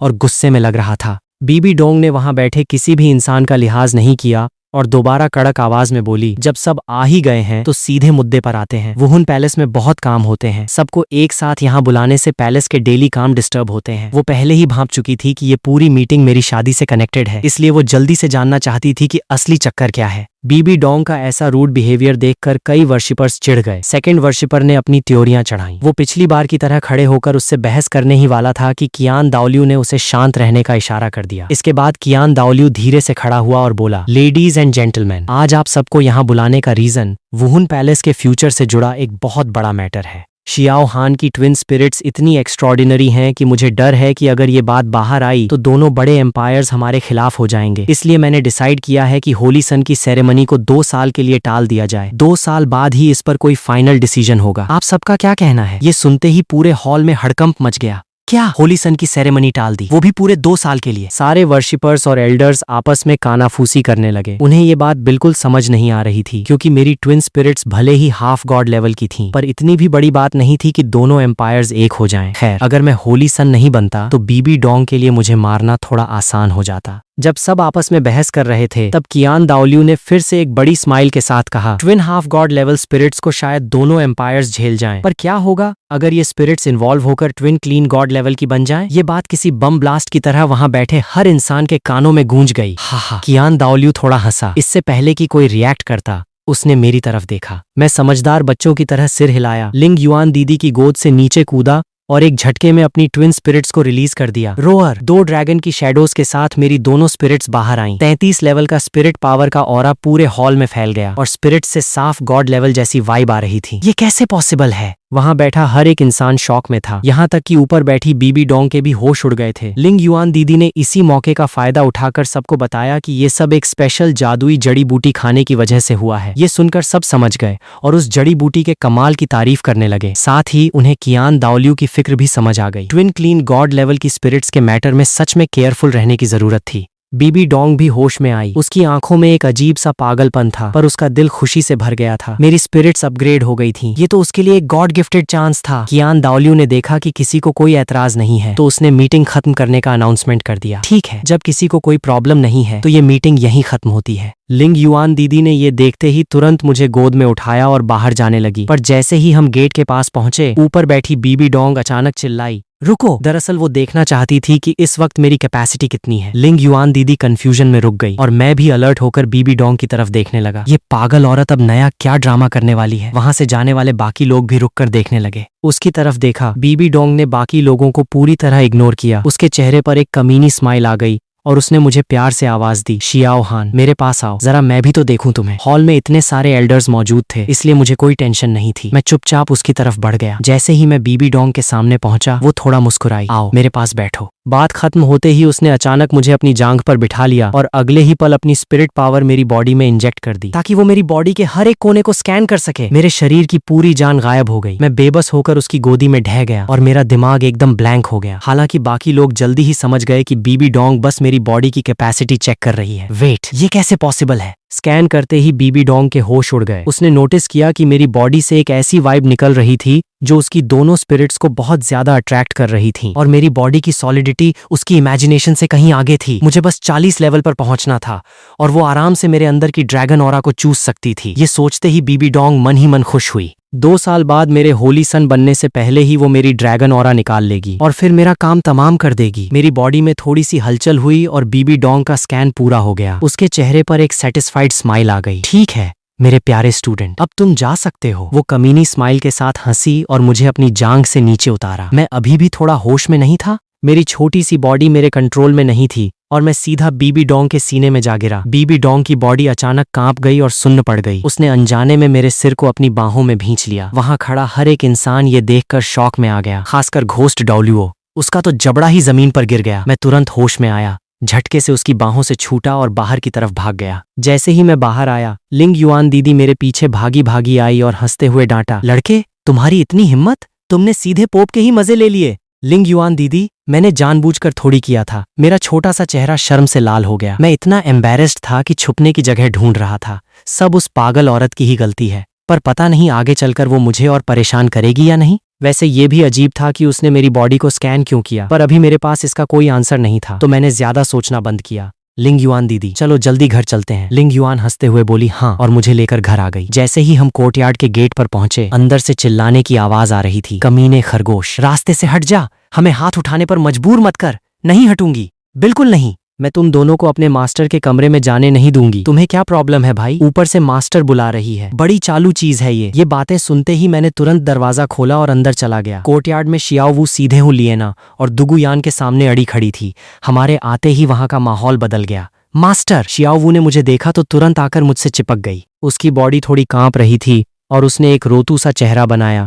मास्टर, ये दोनों आपके कमरे में जाना चाहती थीं। मैंने मना किया तो मुझे गालियां देने लगीं और मुझ पर हाथ उठाने की कोशिश भी कर रही थीं। शियाओवू का ये ड्रामा सुनकर मैं मन ही मन पक गया। कमरे में जाने से क्या हो जाता भाई, जबरदस्ती की नौटंकी, पर सामने तो मुझे उसे पैम्पर करना ही था। ये सोचकर मैंने शियाओवू का सिर सहलाया। चलो, डरो मत, मैं हूं ना, कोई तुम्हें परेशान नहीं कर सकता। हु लिएना और दुगुयान ये देखकर जल भुन गईं। लिंग युआन दीदी इन छोटी बातों पर बहस नहीं करना चाहती थी, इसलिए उसने बात घुमाई। शियाओहान, आज मौसम काफी अच्छा है ना, तुम्हारा क्या फेनलान है? मुझे बीबी डोंग के उस जाल से बाहर निकलना था, इसलिए मैंने पूरे कॉन्फिडेंस से कहा। लिंग युआन दीदी, मुझे प्रैक्टिस करनी है। देखते ही देखते टाइम पंख लगाकर उड़ गया और पूरे 2 साल बीत गए। इन 2 सालों में कॉन्टिनेंट की सिचुएशन एकदम स्टेबल रही। कियान रेनशुए का तियानडोउ एम्पायर पर होल्ड और मजबूत हो गया, इसलिए अब वुहुन पैलेस में होली सन की सेरेमनी की तैयारियां शुरू हो गई थीं। बस आधे महीने बाद ही मेरा होली सन बनने का दिन था। इन 2 सालों में मैं भी खाली नहीं बैठा था। मैंने अपना ज्यादातर टाइम ड्रैगन गॉड के उन 3 ट्रेजर्स को मास्टर करने में लगाया और हमारी ट्यूनिंग 49% तक पहुंच गई थी, पर इस वजह से मेरी स्पिरिट पावर की ग्रोथ थोड़ी स्लो रही। 2 साल में मेरा सिर्फ 7 लेवल ही बढ़ा और आज जाकर मैं बमुश्किल 40 लेवल पर पहुंचा था, पर मुझे इसकी कोई परवाह नहीं थी। ड्रैगन गॉड के टेस्ट पूरे करना ही असली पावर की चाबी थी। आज मैं 40 लेवल पर पहुंच गया था, तो नेचुरल था कि मुझे अपनी 4th स्पिरिट रिंग लेने जाना था। सुबह सुबह लिंग युआन दीदी मुझे लेकर सनसेट फॉरेस्ट की तरफ निकल गई। इन 2 सालों में वो खुद 95 लेवल पर पहुंच चुकी थी, तो उसने आराम से मेरे लिए एक परफेक्ट बीस्ट ढूंढ निकाला। 53,000 साल पुराना फैंटम ड्रैगन। इसे एब्जॉर्ब करते ही मेरी स्पिरिट पावर 2 लेवल और जंप कर गई और मुझे एक नई स्किल मिली, ड्रैगन सोल शॉक, जो फैंटम माइंड को कंट्रोल कर सकती थी। इस स्किल से मैं एक बिना माइंड वाला छोटा सा फैंटम ड्रैगन बना सकता था, जो सीधे टारगेट के माइंड रेल्म में घुसकर उसकी सोल को शॉक दे सकता था। इस पावर से मैं दूसरों को अपने इशारों पर नचा सकता था और अगर कोई न माने तो सीधे उसकी सोल को हिला सकता था। ये तो ड्रैगन गॉड के मार्क से भी ज्यादा यूजफुल लग रहा था। रिंग हासिल करने के बाद काफी रात हो चुकी थी, तो हम आराम करने के लिए उसी यिन यांग वेल पर चले गए। वहां एक रात रुकने के बाद हम वापस वुहुन सिटी आ गए। निकलने से पहले मैंने दुगुबो को भी सेरेमनी में आने का इनविटेशन दिया। मुझे पक्का यकीन था कि तब तक मेरी ट्यूनिंग 50% क्रॉस कर जाएगी और मैं उस यिन यांग वेल के नीचे छुपे सीक्रेट्स को एक्सप्लोर कर पाऊंगा। शाम के टाइम मैं और लिंग युआन वापस वुहुन सिटी पहुंचे। जैसे ही हमने सिटी में एंट्री की, घोस्ट डाउलुओ अचानक सामने आ गया और बोला कि पोप बीबी डोंग ने मुझे अपने पर्सनल चैम्बर में बुलाया है। मैंने ज्यादा नहीं सोचा और अकेले ही उसके चैम्बर की तरफ चल दिया। वैसे भी इन 2 सालों में वो मुझे अक्सर बुलाती रहती थी। मुझे लगा कि वो पक्का मेरी बॉडी के अंदर के ड्रैगन ऑरा से अट्रैक्ट होती है, तो मुझे इसकी आदत पड़ चुकी थी। मैं जल्दी ही बीबी डोंग के चैम्बर के बाहर पहुंच गया, पर तभी मेरे दिमाग में अचानक ड्रैगन गॉड की आवाज गूंजी, लड़के, मुझे यहाँ एक खतरनाक कातिलाना ऑरा फील हो रहा है, तुरंत यहाँ से भागो। ड्रैगन गॉड की बात खत्म भी नहीं हुई थी कि रूम का दरवाजा झटके से खुला और अंदर से बीबी डोंग की एक पागलों जैसी हंसी सुनाई दी। हे मेरे प्यारे स्टूडेंट, तुम आ ही गए। मैं पूरी रात से तुम्हारा ही वेट कर रही हूँ। ड्रैगन गॉड की वार्निंग और बीबी डोंग की उस डरावनी आवाज को सुनकर मेरे होश उड़ गए। मुझे एक बहुत ही गंदा एहसास हुआ। इससे पहले कि वो बाहर आती, मैं झटके से मुड़ा और वहां से भाग खड़ा हुआ। मैं भागता रहा और सीधे मेन मार्केट की एक सुनसान गली में जाकर रुका। ये पागल औरत आखिर करना क्या चाहती है? मैंने मन ही मन उसे गाली दी और तुरंत ड्रैगन गॉड से पूछा, ड्रैगन गॉड, वो मेरे साथ क्या करने वाली थी? अगले ही पल ड्रैगन गॉड ने सीरियस होकर कहा, लड़के, ये खतरा मुझे पूरे 2 सालों से फील हो रहा था। इन 2 सालों के एनालिसिस के बाद मैं कह सकता हूँ कि वो पक्का तुम्हारी डार्क ड्रैगन वाली ऑरा के पीछे है। वो औरत असल में राक्षस गॉड की वारिस है। वो तुम्हारी ऑरा को चूज कर अपनी गॉड वाली ट्रेनिंग को फास्ट करना चाहती है। ये सुनकर मेरा खून उबल गया। तो ये पागल बीबी डोंग कब से मेरी ऑरा के पीछे पड़ी थी? सोचा नहीं था कि वो इतनी बदतमीज होगी। तो क्या अब मैं डरपोक बनकर भागूं और खुद पर गद्दार का टैग लगवा लूं? कोल्ड ड्रिंक्स, एकदम ठंडी और टेस्टी ड्रिंक्स ले लो। जब मैं असमंजस में था तभी मुझे एक ड्रिंक बेचने वाले की आवाज आई। मैंने उस तरफ देखा तो वहां ड्रिंक्स का एक स्टॉल लगा था। उन रंग बिरंगी ड्रिंक्स को देखकर मेरे दिमाग की बत्ती जली। हाथ पर हाथ धरे बैठने से अच्छा है कि खुद ही अटैक कर दिया जाए। मेरे चेहरे पर एक शातिर स्माइल आई। मैंने अपने मैजिकल टूल से एक छोटी सी बोतल निकाली जिसके अंदर जड़ी बूटी से बना स्पिरिट लॉकिंग पाउडर था। अगर कोई इसे ज्यादा सूंघ ले या पी ले तो चाहे वो कितना भी स्ट्रांग क्यों न हो, उसकी स्पिरिट पावर कुछ टाइम के लिए लॉक हो जाएगी। तब अपनी 4th स्पिरिट स्किल के साथ बीबी डोंग सीधे मेरी मुट्ठी में होगी। सालों पहले कियान शुंजी ने जो सीक्रेट रूम वाला कारनामा किया था उसे दोबारा करने में कोई बुराई नहीं थी। जब वो खुद बाज नहीं आ रही तो मुझे भी सीक्रेट रूम डाउलुओ बनने में कोई हिचकिचाहट नहीं होगी। सोचा था वुहुन पैलेस में आकर बीबी डोंग का स्टूडेंट बनूंगा, पर पता नहीं था कि वो यू शियाओगांग को खुश करने के लिए मेरी ऑरा ही छीनने की प्लानिंग कर रही है।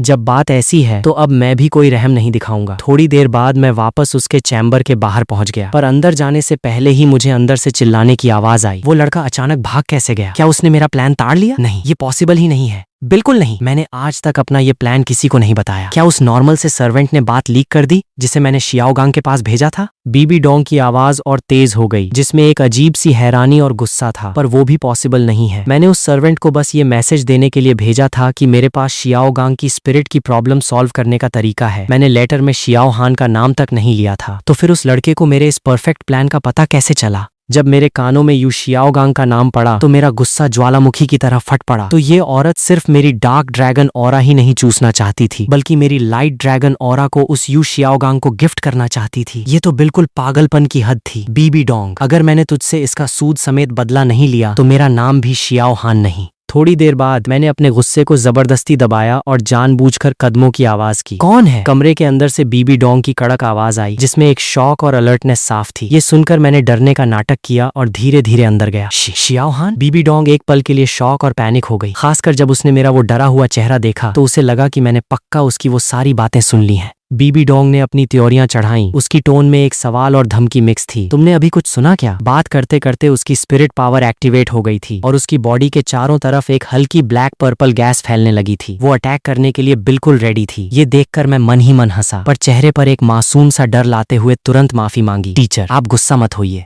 मैं जानबूझकर आपको पूरी रात वेट नहीं करवा रहा था। मैं बस 40 लेवल पर पहुंच गया था तो लिंग युआन दीदी के साथ रिंग लेने चला गया था। मैं आपके लिए आपकी पसंद की ड्रिंक लेकर आया हूँ ताकि आपका गुस्सा थोड़ा शांत हो सके। इतना कहकर मैंने बड़े ही अदब से वो तैयार की हुई ड्रिंक उसकी तरफ बढ़ा दी। क्या? ये देखकर बीबी डोंग एकदम ब्लैंक हो गई। तो इस लड़के ने कुछ नहीं सुना था। वो बस इसलिए भाग गया था क्योंकि उसने सुन लिया कि मैं पूरी रात से वेट कर रही हूँ और वो डांट के डर से भाग गया था। तो इस लड़के को मेरे सीक्रेट प्लान का रत्ती भर भी आइडिया नहीं है। हा हा हा।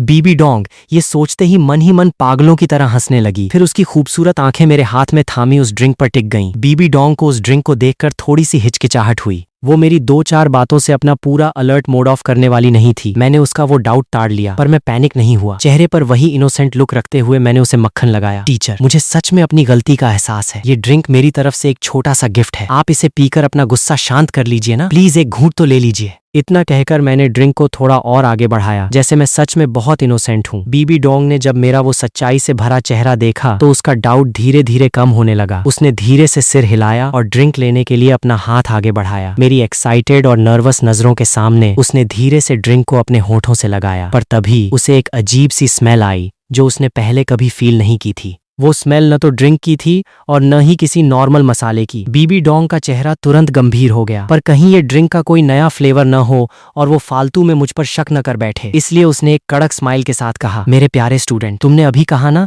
कि ये तुम्हारी सबसे फेवरेट ड्रिंक है, तो इस वक्त तुम्हारा भी इसे पीने का मन कर रहा होगा ना। लो, पहले तुम एक घूंट मारो। ये देखकर मैं बिल्कुल नहीं घबराया। मुझे पहले से ही अंदाजा था कि वो ऐसा कुछ कर सकती है, इसलिए मैंने पहले ही जड़ी बूटी खा रखी थी। पर गेम में बने रहने के लिए मैंने वही मासूम सा चेहरा बनाया और मना करने लगा। टीचर, ये तो खास आपके लिए लाया हूँ। मैं पहले कैसे पी सकता हूँ? अगर मेरे पीने के बाद आपने इसे मना कर दिया तो मेरा तो दिल ही टूट जाएगा। बीबी डोंग ने हाथ हिलाया। उसकी स्माइल में एक ऐसा ऑर्डर था जिसे टाला नहीं जा सकता था। कोई बात नहीं, तुम आराम से पियो, मैं इसके बाद पक्का पी लूंगी। उसका प्रॉमिस सुनते ही मैं मन ही मन खुश हो गया। फिर थोड़ा बेबस होने का नाटक किया, जैसे मैं उसके ऑर्डर के आगे झुक रहा हूँ, और ड्रिंक के बड़े बड़े घूंट भरने लगा। वैसे भी मैंने पहले ही एंटीडोट खा रखा था, तो मुझे किसी जहर का डर नहीं था। जब ग्लास आधा खाली हो गया तब मैंने ग्लास नीचे रखा और एक सेटिस्फाइड सा चेहरा बनाया। वही पुराना टेस्ट है, बहुत यम्मी है टीचर, अब आप भी पी लीजिए। वैसे भी इस लड़के का सब कुछ जल्दी ही उसका और शियाओगांग का होने वाला था, तो एक ग्लास ड्रिंक पीने में क्या हर्ज था। थोड़ी देर बाद बीबी डोंग को अचानक फील हुआ कि उसकी बॉडी के अंदर की स्पिरिट पावर अचानक ब्लॉक होने लगी है, जैसे कोई इनविजिबल पावर बहुत तेजी से उसकी पूरी बॉडी में फैल रही हो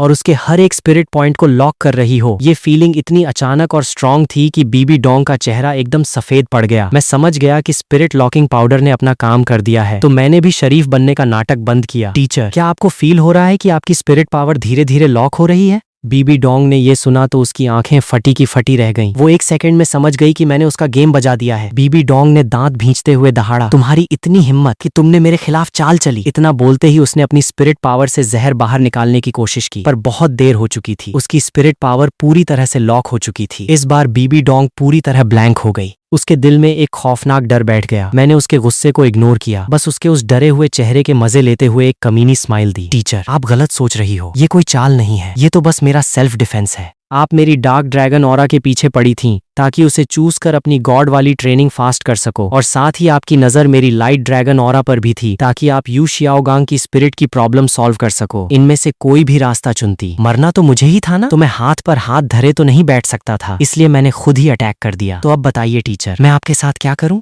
बीबी डोंग ये सुनकर पूरी तरह पैनिक हो गई। वो चिल्लाई, तुम्हें ये सब कैसे पता चला? तुम मेरे साथ क्या करना चाहते हो? मैं इस टाइम की करंट पोप हूँ, अगर तुमने मुझे हाथ भी लगाया तो। बीबी डोंग की उस बेबस और डरी हुई धमकी को देखकर मेरे दिल में रत्ती भर भी रहम नहीं आया। मैं धीरे धीरे उसकी तरफ बढ़ा। मैंने एक कमीनी स्माइल के साथ कहा, हा, करंट पोप होने से क्या होता है भाई? जब मैंने ये कदम उठा ही लिया है तो मुझे आपके इस स्टेटस से कोई डर नहीं है। टीचर, आप फिक्र मत कीजिए, कुछ भी हो, आपने मुझे 2 साल तक ट्रेन किया है, तो मैं आपकी जान तो बख्श दूंगा, पर आपके साथ अपना पिछला सारा हिसाब जरूर चुकता करूंगा। ये सुनते ही बीबी डोंग के पैरों तले जमीन खिसक गई। उसका दिल खौफ से भर गया। उसकी घबराई हुई नजरें कमरे के खुले हुए दरवाजे पर पड़ी। वो तुरंत उस तरफ भागी और चिल्लाने लगी, बचाओ, कोई है। हा, भागने की कोशिश कर रही हो, पर भाग कर जाओगी कहाँ? मैं एक पल में गेट के पास पहुंचा, दरवाजा बंद किया और अपनी स्पिरिट पावर से एक इनविजिबल बैरियर बना दिया ताकि कमरे की आवाज बाहर न जा सके। बीबी डोंग ये देखकर डर के मारे जमीन पर गिरने वाली हो गई। वो चिल्लाती हुई पीछे हटने लगी। चिल्लाओ, अब तुम जितना चाहे चिल्ला लो, बाहर किसी को कुछ सुनाई नहीं देगा और न ही कोई तुम्हें बचाने आएगा। मैंने हंसते हुए उसका मजाक उड़ाया। फिर मैंने तुरंत अपनी डार्क ड्रैगन स्पिरिट को रिलीज कर दिया। स्पिरिट लॉकिंग पाउडर का असर स्ट्रांग तो था, पर ज्यादा देर नहीं टिकने वाला था, इसलिए मुझे असर खत्म होने से पहले अपनी 4th स्पिरिट स्किल यूज करके उसके माइंड रेल्म में घुसना था, ताकि उसकी सोल को शॉक देकर उसे अपने कंट्रोल में कर सकूं। जैसे ही मेरी डार्क ड्रैगन स्पिरिट बाहर आई, एक गहरी दहाड़ गूंजी और पूरा कमरा एकदम ब्लैक हो गया। इसी के साथ मेरी 4 चमकीली स्पिरिट रिंग्स बाहर आईं। पर्पल, पर्पल, पर्पल, ब्लैक, ये कैसे पॉसिबल है? इसकी 4th रिंग सीधे 50,000 साल पुरानी ब्लैक रिंग है। बीबी डोंग ये देखकर पूरी तरह हिल गई। वो डर के मारे पीछे हटने लगी और रोते हुए माफी मांगने लगी। मुझसे गलती हो गई, प्लीज मुझे छोड़ दो, मैं आगे से कभी तुम्हारी ऑरा के पीछे नहीं पड़ूंगी। मुझे उसकी बात किसी जोक जैसी लगी। डर गई? अब डर लग रहा है? वो एटीट्यूड कहाँ गया? वो पागलपन कहाँ गया? हा। मैं खुद को रोक नहीं पाया और जोर से हंसा। फिर एक शातिर नजर से बीबी डोंग को घूरते हुए बोला, बीबी डोंग, तुम्हें अपनी गलती का एहसास नहीं हुआ है, तुम बस इस वक्त मुझसे डर गई हो। बात खत्म होते ही मैं अपनी 4th स्किल यूज करने ही वाला था कि तभी मेरे दिमाग में एक थॉट आया। मेरी ये 4th स्किल शायद बीबी डोंग पर असर न करे। जब उसकी स्पिरिट पावर वापस आएगी तो उसके उस खौफनाक लेवल के आगे मुझ जैसे छोटे स्पिरिट मास्टर की स्किल टिक पाएगी क्या? जब तक हमारा लेवल आसपास न हो, ये सब बेकार था। ये थॉट आते ही मेरे चेहरे पर एक स्माइल आ गई। मेरा लेवल कम है तो क्या हुआ, मेरे पास गॉड की पावर वाले ड्रैगन गॉड तो है ना। मैंने तुरंत ड्रैगन गॉड को आवाज दी, ड्रैगन गॉड। अगले ही पल ड्रैगन गॉड की आवाज मेरे दिमाग में गूंजी, लड़के, मैं तुम्हारी मदद कर सकता हूँ, पर मेरी गॉड पावर अब बहुत कम बची है, तो हमारे प्रॉमिस के मुताबिक जो 3 चांस मैंने तुम्हें दिए थे उसमें से एक और चांस कम हो जाएगा।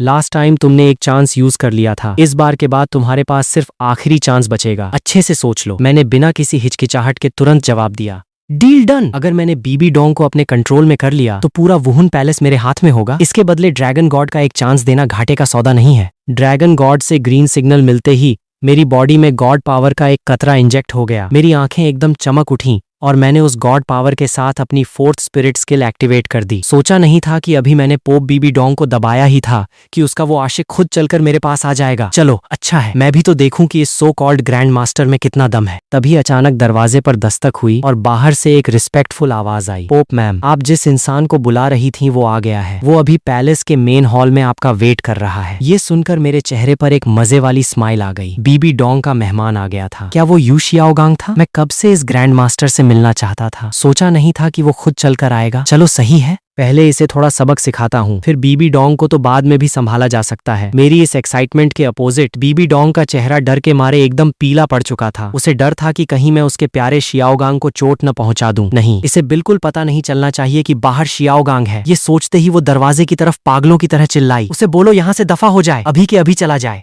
जितना दूर जा सकता है चला जाए। डर के मारे उसकी आवाज एकदम अजीब और फटी हुई लग रही थी, पर बाहर खड़े गार्ड को कुछ सुनाई नहीं दिया। उसने फिर से रिस्पेक्ट से कहा, पोप मैम, क्या आप अंदर हैं? आपका मैसेज मिलते ही वो किंग आपसे मिलने के लिए बहुत एक्साइटेड है। बीबी डोंग ने देखा कि बाहर वाला उसकी बात सुन ही नहीं रहा है, तो उसे अचानक कुछ याद आया और उसने घबराकर मेरी तरफ देखा। ये देखकर मैंने उसका मजाक उड़ाते हुए कहा, मैंने पहले ही कहा था ना कि कमरे की आवाज मैंने लॉक कर दी है। बाहर जो इंसान है वो पक्का तुम्हारा प्यारा यू शियाओगांग ही है ना? ये सुनते ही बीबी डोंग को एक तगड़ा झटका लगा। इस लड़के को कैसे पता चला? उसका वो डरा हुआ चेहरा देखकर मेरी स्माइल और गहरी हो गई। मैं धीरे से नीचे झुका, अपना सिर उसके कान के पास ले गया और एक धमकी भरी टोन में बोला, बाहर वाले को बोलो कि यू शियाओगांग को चुपचाप हॉल में रुकने को कहे और फिर मुझे उसके पास ले चले, वरना मैं उसे जान से मार दूंगा। बीबी डोंग, तुम भी नहीं चाहोगी ना कि तुम्हारे प्यारे यू शियाओगांग को कुछ हो? जब मैंने शियाओगांग के नाम पर उसे धमकी दी तो बीबी डोंग का गुस्सा 7वें आसमान पर पहुंच गया, पर मैं बिल्कुल नहीं घबराया। मैंने अपनी धमकी को और तगड़ा करते हुए कहा, बेहतर होगा कि तुम मेरी बात मानो, वरना मैं न सिर्फ यू शियाओगांग को मारूंगा बल्कि तुमने जो कियान शुंजी का मर्डर किया था वो राज भी सबके सामने खोल दूंगा। तब तुम्हारे पास जो कुछ भी है वो सब मिट्टी में मिल जाएगा। इतना कहकर मैं धीरे से खड़ा हुआ और ऊपर से नीचे की तरफ उसे देखने लगा। बीबी डोंग के अंदर का सारा एटीट्यूड एक पल में गायब हो गया। वो तुरंत पहले की तरह रोने लगी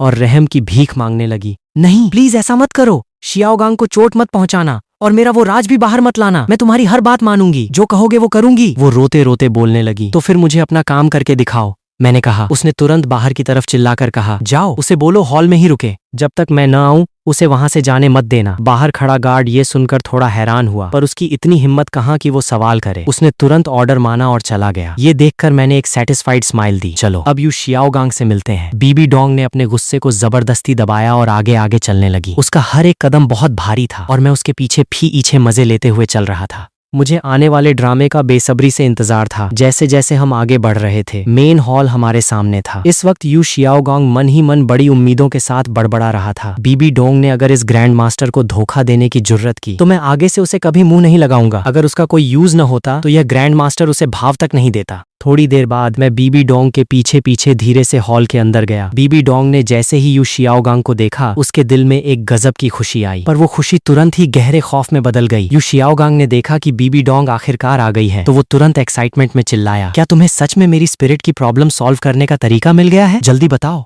उम्मीद है तुम मेरा पोपट नहीं बना रही हो। बीबी डोंग ये सुनकर एकदम घबरा गई और बेबस दिखने लगी। ये सीन देखते ही मेरे दिमाग में तुरंत एक आइडिया आया। मैंने इसी बात को मुद्दा बनाया और डांटते हुए बोला, बदतमीज, पोप के सामने ऐसी बदतमीजी? पोप को देखकर घुटनों के बल बैठने की तमीज नहीं है क्या? या फिर तू हमारे वुहुन पैलेस को कुछ समझता ही नहीं है? इस सडन अटैक से यू शियाओगांग का ध्यान मुझ पर गया। वो चिढ़कर गुस्से में चिल्लाया, कहाँ का लौंडा है ये? खुद वुहुन पैलेस की पोप मुझसे इस टोन में बात नहीं करती। तेरी क्या औकात जो इस ग्रैंड मास्टर को तमीज सिखाए? कैसा ग्रैंड मास्टर भाई? मुझे तो रत्ती भर भी नहीं पता। जरा तुम खुद ही बताओ कि तुम कौन से खेत की मूली वाले ग्रैंड मास्टर हो? मैंने थोड़ा टॉन्ट मारने के बाद हंसते हुए पूछा। ये सुनकर यू शियाओगांग का चेहरा एकदम काला पड़ गया। वो गुस्से के मारे थर थर कांपने लगा, पर उसने तुरंत एक ईगो वाले टोन में कहा, मैं पूरे कॉन्टिनेंट में famous theory grand master Yu Xiaogang हूँ। आज पूरे कॉन्टिनेंट में मेरी ही थ्योरी फॉलो की जाती है, चाहे वुहुन पैलेस की पोप हो या दोनों बड़े एम्पायर्स के किंग। मुझे देखकर सब इज्जत से 2 कदम पीछे हटते हैं। तुझ जैसे दूध पीते बच्चे की औकात नहीं है मुझे सिखाने की।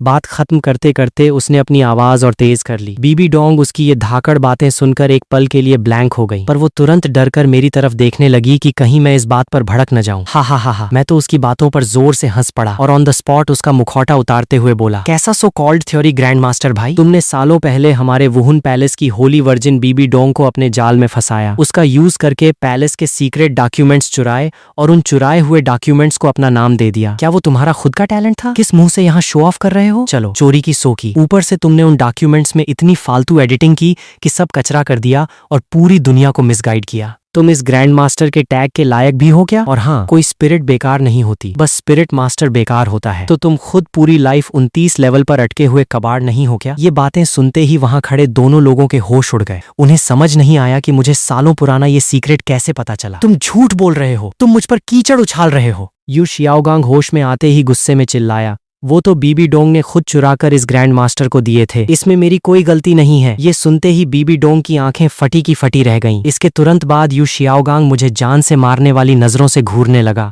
और तुम्हारी क्या औकात जो मेरी थ्योरी को गलत बोलो? कोई प्रूफ है तुम्हारे पास? अगर नहीं है तो अपना मुंह बंद रखो। हा हा। उसकी ये बकवास सुनकर मैं अपनी हंसी नहीं रोक पाया। प्रूफ? चलो ठीक है, तो मैं तुमसे पूछता हूँ कि हर एक स्पिरिट रिंग को एब्जॉर्ब करने की नॉर्मल एज लिमिट कितनी होती है? ये सवाल सुनते ही बीबी डोंग पैनिक हो गई। वो यू शियाओगांग को आंसर देने से रोकना चाहती थी, क्योंकि वो जानती थी कि मेरी थ्योरी ही असली सच है। शियाओगांग का अब मुंह खोलना सीधे सीधे अपना पोपट करवाना था। पर इससे पहले कि वो कुछ करती, यू शियाओगांग ने हिकारत से बोलना शुरू कर दिया, जब तुम खुद ही बेइज्जती करवाना चाहते हो तो ये ग्रैंड मास्टर तुम्हारी इच्छा पूरी कर देता है। इसके बाद वो पूरे कॉन्फिडेंस से अपनी वो गलत थ्योरी झाड़ने लगा। अपनी वो बकवास थ्योरी खत्म करने के बाद उसने बड़े एटीट्यूड में अपना सिर उठाया। अभी इस ग्रैंड मास्टर ने जो कहा वो अच्छे से खोपड़ी में घुसा कि नहीं? अब मान गए ना? ये सुनकर मैंने हंसते हुए सिर हिलाया और झटके से कहा, बिल्कुल बकवास, सब गलत है। यू शियाओगांग के चेहरे का रंग उड़ गया। वो गुस्से में पागल हो गया और जैसे ही ब्लास्ट होने वाला था, रोअर, पर मैंने उसे चांस ही नहीं दिया। मेरा राइट पैर जैसे ही जमीन पर पड़ा, पूरा पोप पैलेस जोर से हिल गया। मेरी light and dark twin dragon spirits अचानक सामने आ गईं।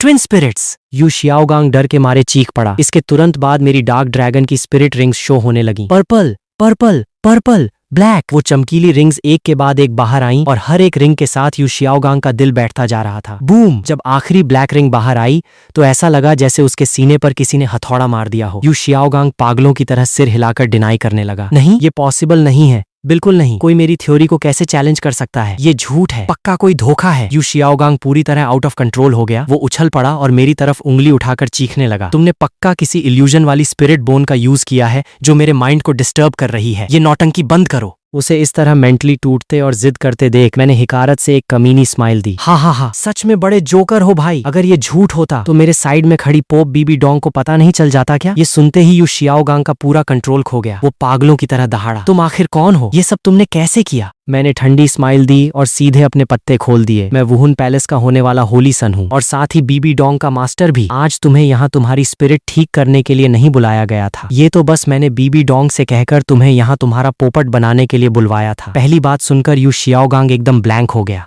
पर जैसे ही उसने लास्ट लाइन सुनी वो गुस्से के मारे कांपने लगा और बीबी डोंग की तरफ उंगली उठाकर चिल्लाया, बीबी डोंग, तुम इसके इशारों पर नाच रही हो? तुमने मेरा भरोसा तोड़ दिया। बीबी डोंग एकदम शॉक में थी। वो कुछ एक्सप्लेन करना चाहती थी, पर यू शियाओगांग गुस्से की पीक पर था। वो सीधे जमीन पर गिरा और बेहोश हो गया। शियाओगांग! बीबी डोंग चीख पड़ी और अचानक गुस्से में लाल हो गई। इस मोमेंट पर उसे फील हुआ कि उसकी बॉडी के अंदर की स्पिरिट पावर वापस आ रही है। उसे लगा कि पाउडर का असर खत्म हो गया है, तो अब वो मेरा काम तमाम कर सकती है। हे, इतनी जल्दी पुराना दर्द भूल गई? मुझे पहले ही एहसास हो गया था। मैंने बिना पैनिक हुए एक कमीनी स्माइल दी और तुरंत अपने फैंटम ड्रैगन को एक्टिवेट कर दिया। बीबी डोंग को फील हुआ कि उसकी सोल और माइंड पर एक डबल अटैक हुआ है। उसने अपना दर्द छुपाते हुए स्पिरिट पावर यूज करने की कोशिश की ताकि वो मेरे इस कंट्रोल को तोड़ सके, पर उसे जल्दी ही रियलाइज हुआ कि उसकी स्पिरिट पावर इस कंट्रोल को हिला तक नहीं पा रही है। ये कैसे पॉसिबल है? उसका चेहरा शॉक से भर गया था। उसे इस तरह बेबस छटपटाते देख मैंने मजे लेते हुए कहा, फालतू में अपनी एनर्जी क्यों वेस्ट कर रही हो? तभी मुझे सडनली उसकी पिंडली के पास से एक हल्की सी सोल की हलचल फील हुई। मेरे दिमाग की बत्ती जली। क्या इस जगह पर शियाओ वू की माँ की वो स्पिरिट बोन है और उसके अंदर उसकी बची हुई सोल की अवेयरनेस अभी भी जिंदा है? मुझे तुरंत ओरिजिनल स्टोरी की याद आई, जहाँ डीप सी वेल किंग की बची हुई सोल उसकी बोन में छुपी थी। तो क्या शियाओ वू की माँ ने भी यही गेम खेला था? इससे पहले कि मैं ज्यादा सोचता, बीबी डोंग की दूसरी टांग अचानक घूम कर आई और वो गुस्से में चीखी, कमीने, मुझसे दूर रहो, शियाओगांग के अलावा मुझे कोई टच नहीं कर सकता। उसकी इस बात ने मेरी सोच को डिस्टर्ब कर कर दिया और मुझे बहुत ज्यादा गुस्सा आ गया। उसके दिमाग में 24 घंटे बस वो यू शियाओगांग ही चलता रहता था। मैंने कड़क आवाज में डांटा, बीबी डोंग, उस यू शियाओगांग में ऐसा क्या खास है जो तुम उस पर इतना मरती हो? पावर के मामले में उसकी स्पिरिट में डिफेक्ट है। पूरी लाइफ वो एक लेवल पार नहीं कर पाया। नॉलेज के मामले में उसकी सारी थ्योरीज दूसरों के काम की कॉपी हैं। और तुम्हारे लिए उसकी फीलिंग्स, उसने कभी तुम्हारी परवाह तक नहीं की। अगर वो तुमसे सच्चा प्यार करता तो वो ल्यू एरलॉन्ग के चक्कर में नहीं पड़ता और न ही सबके सामने तुम्हारी बेइज्जती करता। ऐसे कबाड़ इंसान के लिए तुम इतनी दीवानी क्यों हो? मेरी ये बातें सुनकर बीबी डोंग के पास कोई जवाब नहीं था। उसने अपना मुंह खोला पर उसे डिफेंड करने के लिए एक भी वर्ड नहीं मिला। सोचा नहीं था कि मैं बीबी डोंग के सामने ही उसके इस फर्स्ट लव का गेम बजाने जाऊंगा और तभी अचानक उसके सर्वेंट्स दरवाजा तोड़कर अंदर आ जाएंगे। मुझे लगा कि आज तो मेरा पोपट हो गया, पर अगले ही पल जो हुआ उसने मेरे होश उड़ा दिए। इस वक्त पोप पैलेस के अंदर मैंने बीबी डोंग की तरफ देखकर एक कमीनी स्माइल दी। ऐसे बेकार और निकम्मे इंसान को मैं अभी के अभी खत्म कर देता हूँ। बात खत्म होते ही मैंने अपनी हथेली में स्पिरिट पावर जमा की और अगले ही सेकंड उसे यू शियाओगांग की तरफ ब्लास्ट कर दिया। आज इसे यहीं ढेर करना जरूरी था ताकि आगे चलकर बीबी डोंग का ये लव ब्लाइंडनेस वाला ड्रामा हमेशा के लिए खत्म हो जाए। पर इस बार बीबी डोंग ने अजीब तरीके से मुझे रोका नहीं। वो बस अपनी जगह पर ब्लैंक खड़ी रही। पता नहीं वो मेरी बातों में खो गई थी या सच में उसका यू शियाओगांग से भरोसा उठ गया था। पर इसी क्रिटिकल मोमेंट पर 3 बहुत ही पावरफुल और हैवी ऑरा अचानक हॉल के गेट पर अपीयर हुए। मुझे और बीबी डोंग दोनों को बाहर की पावर फील हुई और हम दोनों चौकन्ने हो गए। मैं समझ गया कि ये एल्डर शार्क, घोस्ट और लिंग युआन दीदी का ऑरा है। पक्का यहाँ की हलचल देखकर वो खींचे चले आए थे। पर लिंग युआन दीदी यहाँ कैसे आ गई? क्या मैं बहुत देर से वापस नहीं गया था इसलिए वो फिक्र में मुझे ढूंढते हुए आ गई? खैर, अभी ज्यादा सोचने का टाइम नहीं था। मैंने तुरंत बीबी डोंग को घूरते हुए धमकी दी, चलो जल्दी से खुद को ठीक करो, मैं वार्न कर रहा हूँ। आगे जाकर कोई गलत बात मुंह से मत निकालना, वरना मैं तुम्हारा वो राज सबके सामने खोल दूंगा और तुम्हें ऐसी मौत दूंगा कि तड़प उठोगी। बीबी डोंग ने धमकी के आगे घुटने टेके और सिर हिलाया। फिर वो उठकर अपने कपड़े ठीक करने लगी। ठीक उसी वक्त बाहर से एल्डर शार्क की पैनिक आवाज आई, पोप मैम, क्या आप अंदर हैं? हमें अभी अंदर से एक बहुत बड़ा स्पिरिट पावर का ब्लास्ट फील हुआ है। हमें आपकी सेफ्टी कंफर्म करनी है। उनकी बात खत्म होते ही लिंग युआन की आवाज भी आई, शियाओ हान, क्या तुम भी अंदर हो? कोई प्रॉब्लम तो नहीं है ना? ये सुनकर मैंने तुरंत बीबी डोंग को आंखों से इशारा किया। बीबी डोंग ने सिचुएशन समझी और नॉर्मल होने का नाटक करते हुए रिप्लाई किया, मैं ठीक हूँ, तुम सब बाहर ही रुको। मैंने भी तुरंत बाहर आवाज दी, लिंग युआन दीदी, मैं बिल्कुल ठीक हूँ, आप पहले घर चलो, मैं बस अभी आया। पर बाहर खड़े उन तीनों को हमारी आवाज से कुछ गड़बड़ का एहसास हो गया था। मेरी एंड बीबी डोंग दोनों की आवाज में एक घबराहट साफ फील हो रही थी, जिससे क्लियर था कि अंदर कुछ सीन हुआ है। अटैक! उन तीनों ने अलर्ट मोड में एक दूसरे को देखा और तुरंत दरवाजा तोड़ने का डिसीजन लिया। बूम! एक जोरदार धमाके के साथ दरवाजा बाहर से टूटकर बिखर गया। एल्डर शार्क, घोस्ट और लिंग युआन तीनों एक साथ अंदर आ गए। पर जब उनकी नजर अंदर के सीन पर पड़ी तो वो सब वहीं फ्रीज हो गए। सामने जमीन पर बेहोश यू शियाओगांग पड़ा था और मैं उसके साइड में खड़ा था। पर सबसे ज्यादा ध्यान खींचने वाला सीन था बीबी डोंग का। उसके कपड़े थोड़े डिस्टर्ब थे और उसके चेहरे पर एक अजीब सी रेडनेस थी। एल्डर शार्क और घोस्ट ने ये सीन देखा तो पहले अपना थूक निगला, क्योंकि उन्होंने पोप का ऐसा रूप कभी नहीं देखा था। इसके तुरंत बाद दोनों ने मुझे गुस्से में घूरते हुए डांटा, येहान, तुम्हारी इतनी हिम्मत कि तुमने हमारी रिस्पेक्टेड पोप मैम के साथ ऐसी बदतमीजी की? मैं कुछ एक्सप्लेन करने ही वाला था कि लिंग युआन की बॉडी फ्लैश हुई और वो सीधे मेरे सामने आकर खड़ी हो गई। उसने पूरे एटीट्यूड और कड़क आवाज में डांटा, जब तक पूरी बात पता न चल जाए फालतू के डिसीजंस मत लो। पोप मैम इतनी पावरफुल हैं, मुझ जैसा छोटा शियाओ हान भला उनके साथ क्या बदतमीजी कर सकता है? एल्डर शार्क और घोस्ट ने एक दूसरे को देखा। उनकी आंखों में डाउट साफ था। फिर दोनों ने बीबी डोंग की तरफ देखा। इससे पहले कि वो कुछ बोलती, मैंने तुरंत उसे आंखों से एक तीखा इशारा किया। बीबी डोंग की बॉडी थोड़ी कांप गई। उसने मेरी धमकी के आगे झुकते हुए जबरदस्ती नॉर्मल टोन में कहा, एल्डर शार्क, एल्डर घोस्ट, तुम्हें सच में लगता है कि शियाओ हान मेरे साथ कुछ कर सकता है? मैं तो बस अभी शियाओ हान की ट्रेनिंग गाइड कर रही थी और शियाओ हान इतना प्यारा बच्चा है, तुम लोगों की सोच इतनी गंदी कैसे हो सकती है? एल्डर शार्क और घोस्ट ये सुनकर ब्लैंक हो गए। उन्होंने मन ही मन सोचा, भाई साहब, ट्रेनिंग में कपड़ों का ये हाल हो जाता है क्या? चेहरा भी लाल है और कपड़े भी डिस्टर्ब हैं। ऊपर से उसकी आवाज में भी एक घबराहट साफ दिख रही थी। ये तो पक्का कुछ गड़बड़ है। हाँ, पोप मैम जैसा कह रही हैं बिल्कुल वैसा ही होगा। पर पोप के स्टेटस के आगे दोनों एल्डर्स ने बस सिर हिलाना ही बेहतर समझा। लिंग युआन को भी लगा कि दाल में कुछ काला है, तो उसने तुरंत रिस्पेक्ट से कहा, अगर ऐसी बात है पोप मैम तो मैं शियाओ हान को लेकर वापस चलती हूँ। बीबी डोंग ने ये सुना तो फटाफट सिर हिलाया। उसे डर था कि अगर मैं यहाँ रुका तो फिर से कोई कांड न कर दूं। लिंग युआन दीदी, मैं मना करना चाहता था, पर लिंग युआन ने मुझे पहले ही गोद में उठा लिया था। इस तरह वो मुझे जबरदस्ती वहां से ले गई। अब जब बात यहाँ तक पहुंच गई थी तो मेरे पास भी उसके साथ जाने के अलावा कोई चॉइस नहीं थी। पर निकलने से पहले मैंने बीबी डोंग को फिर से एक तीखा लुक दिया, जिसका मतलब साफ था, तमीज से रहना। वरना अंजाम बुरा होगा। वैसे भी अब उसका पूरा कंट्रोल मेरे हाथ में था। मैं जब चाहूं उसकी लाइफ से खेल सकता था। आगे बहुत टाइम मिलने वाला था उसे तड़पाने के लिए, तो अभी ज्यादा जल्दबाजी की जरूरत नहीं थी। दूसरी तरफ बीबी डोंग मेरा वो लुक देखकर अंदर से कांप गई। उसके दिल की गहराइयों में मेरे लिए एक बहुत बड़ा खौफ बैठ चुका था। वो अभी सोच ही रही थी कि तभी एल्डर शार्क और घोस्ट की नजर जमीन पर पड़े उस बेबस इंसान पर पड़ी। जब उन्होंने पहचान लिया कि ये वो निकम्मा यू शियाओगांग है, तो दोनों के मुंह से एक साथ चीख निकली, पोप मैम ये तो। बीबी डोंग एक पल के लिए रुकी, फिर त्योरियां चढ़ाकर उन दोनों को घूरने लगी। एल्डर्स ने वो लुक देखा तो कांप गए और तुरंत अपना मुंह बंद कर लिया। आज जो कुछ भी हुआ बाहर किसी को पता नहीं चलना चाहिए, बीबी डोंग ने उन्हें गुस्से में वार्न किया। दोनों एल्डर्स ने फटाफट सिर हिलाया, फिर दबे पांव पास जाकर पूछा, तो पोप मैम इस इंसान का क्या करना है? बीबी डोंग ने यू शियाओगांग की तरफ देखा। उसके दिमाग में एक पल के लिए पुराना बीता हुआ टाइम फ्लैश हुआ, पर वो मेमोरी तुरंत मेरी उन कड़वी बातों से रिप्लेस हो गई। उसने तुरंत कड़क आवाज में ऑर्डर दिया, इसे वुहुन सिटी से बाहर फेंक दो और पूरे शहर में अनाउंस कर दो कि ये दोबारा यहाँ कदम भी न रख पाए। अगर दिखा तो सीधे खत्म कर देना। ये सुनते ही दोनों एल्डर्स के होश उड़ गए।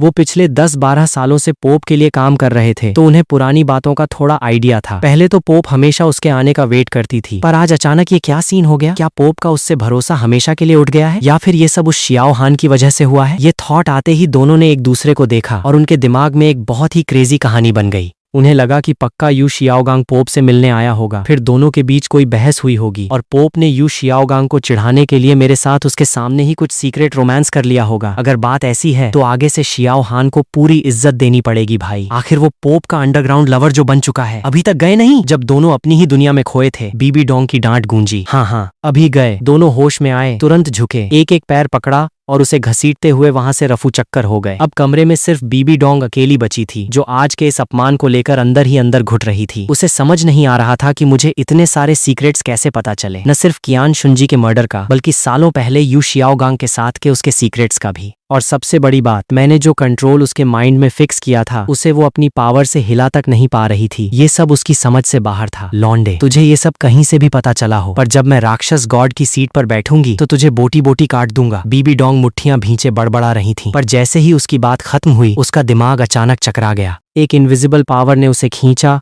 और वो सीधे एक अजीब से डार्क स्पेस में पहुंच गई। वो जगह पूरी तरह डार्कनेस और खालीपन से भरी थी। हवा में सिर्फ एविल और मर्डर वाली वाइब थी। सामने की सीट पर एक काले रंग की टाइट लेदर ड्रेस पहने बेहद गॉर्जियस लेडी बैठी थी, जिससे एक बहुत ही डरावनी एविल वाइब आ रही थी। वो खुद राक्षस गॉड थी। बीबी डोंग शॉक रह गई। वो तुरंत घुटनों के बल बैठ गई। प्रणाम लेडी राक्षस गॉड। राक्षस गॉड ने अपनी तेज नजरों से उसे देखा। उसकी आवाज एकदम ठंडी और कड़क थी। बीबी डोंग, तुम्हें अपनी गलती का एहसास है? बीबी डोंग का दिल कांप उठा। उसने तुरंत कहा, मुझे नहीं पता मुझसे क्या गलती हुई है, प्लीज मुझे साफ साफ बताइए। राक्षस गॉड ने एक ठंडी सांस ली। गलती क्या है वो मैं अभी इग्नोर करती हूँ, पर आगे से तुम उस शियाओ हान पर हाथ उठाने की सोचना भी मत। बीबी डोंग की आंखें फटी की फटी रह गईं। लेडी राक्षस गॉड, उस शियाओ हान में ऐसा क्या खास है जो आप उसे इतनी इंपॉर्टेंस दे रही हैं? राक्षस गॉड की आंखों में एक गहरा खौफ दिख रहा था। जब उसने तुम्हारे माइंड में वो कंट्रोल फिक्स किया था, तब मुझे उसके अंदर एक बेहद खतरनाक और सुप्रीम गॉड पावर फील हुई थी। वो पावर इतनी सुप्रीम थी कि मैं खुद नहीं समझ पाई कि वो कौन से गॉड हैं, पर मैं इतना श्योर हूं कि वो गॉड मुझसे कहीं ज्यादा पावरफुल हैं। वो गॉड रेल्म के 5 सुप्रीम गॉड्स में से एक हैं, चाहे वो एविल गॉड हो, आशुरा गॉड हो या डिस्ट्रक्शन गॉड। तो वो शियाओ हान पक्का इन तीनों में से ही किसी एक का वारिस है। तुम आगे से उस पर नजर डालना भी बंद करो। आज के बाद तुम्हें हर पॉसिबल तरीके से उसके साथ अपने रिलेशन बेस्ट करने होंगे। बीबी डोंग जब वापस रियलिटी में आई तो उसने सबसे पहले अपना थूक निगला। उसका दिल दहल चुका था। तो मैं गॉड रेल्म के टॉप सुप्रीम गॉड्स में से एक का वारिस था। तो मुझे ये सारे सीक्रेट्स इसीलिए पता थे क्योंकि मेरे पीछे वो सुप्रीम गॉड खड़े थे। इस मोमेंट पर बीबी डोंग का मेरे लिए सारा कातिलाना गुस्सा गायब हो चुका था। उसकी जगह एक गहरे खौफ ने ले ली थी। अब जब दुश्मनी नहीं की जा सकती थी तो बस एक ही रास्ता था, उसे हर हाल में खुश रखना ताकि मैं उसके काम आ सकूं और उसका प्लान आगे बढ़ सके। बीबी डोंग के होठों पर एक शातिर और अट्रैक्टिव स्माइल आ गई। उसी टाइम मैं लिंग युआन के साथ घर पहुंच चुका था। लिंग युआन ने कमरे का दरवाजा अंदर से लॉक किया और मुझे दीवार से सटा दिया। उसने बड़े ही सीरियस चेहरे से मुझसे पूछा, सच सच बताओ तुम्हारा पोप के साथ क्या सीन चल रहा था? वापस आते वक्त उसके दिमाग में भी वही एल्डर्स वाली कहानी चल रही थी। उसे पूरा शक था कि मेरे और बीबी डोंग के बीच कुछ खिचड़ी पकी है। ये देखकर मेरा चेहरा शर्म से लाल हो गया। मैं हकलाने लगा और मुंह से एक वर्ड भी नहीं निकला। सोचा नहीं था कि यहाँ आते ही दो गॉर्जियस ब्यूटीज के बीच फंस जाऊंगा। एक तरफ वो 1 लाख साल पुराना मॉन्स्टर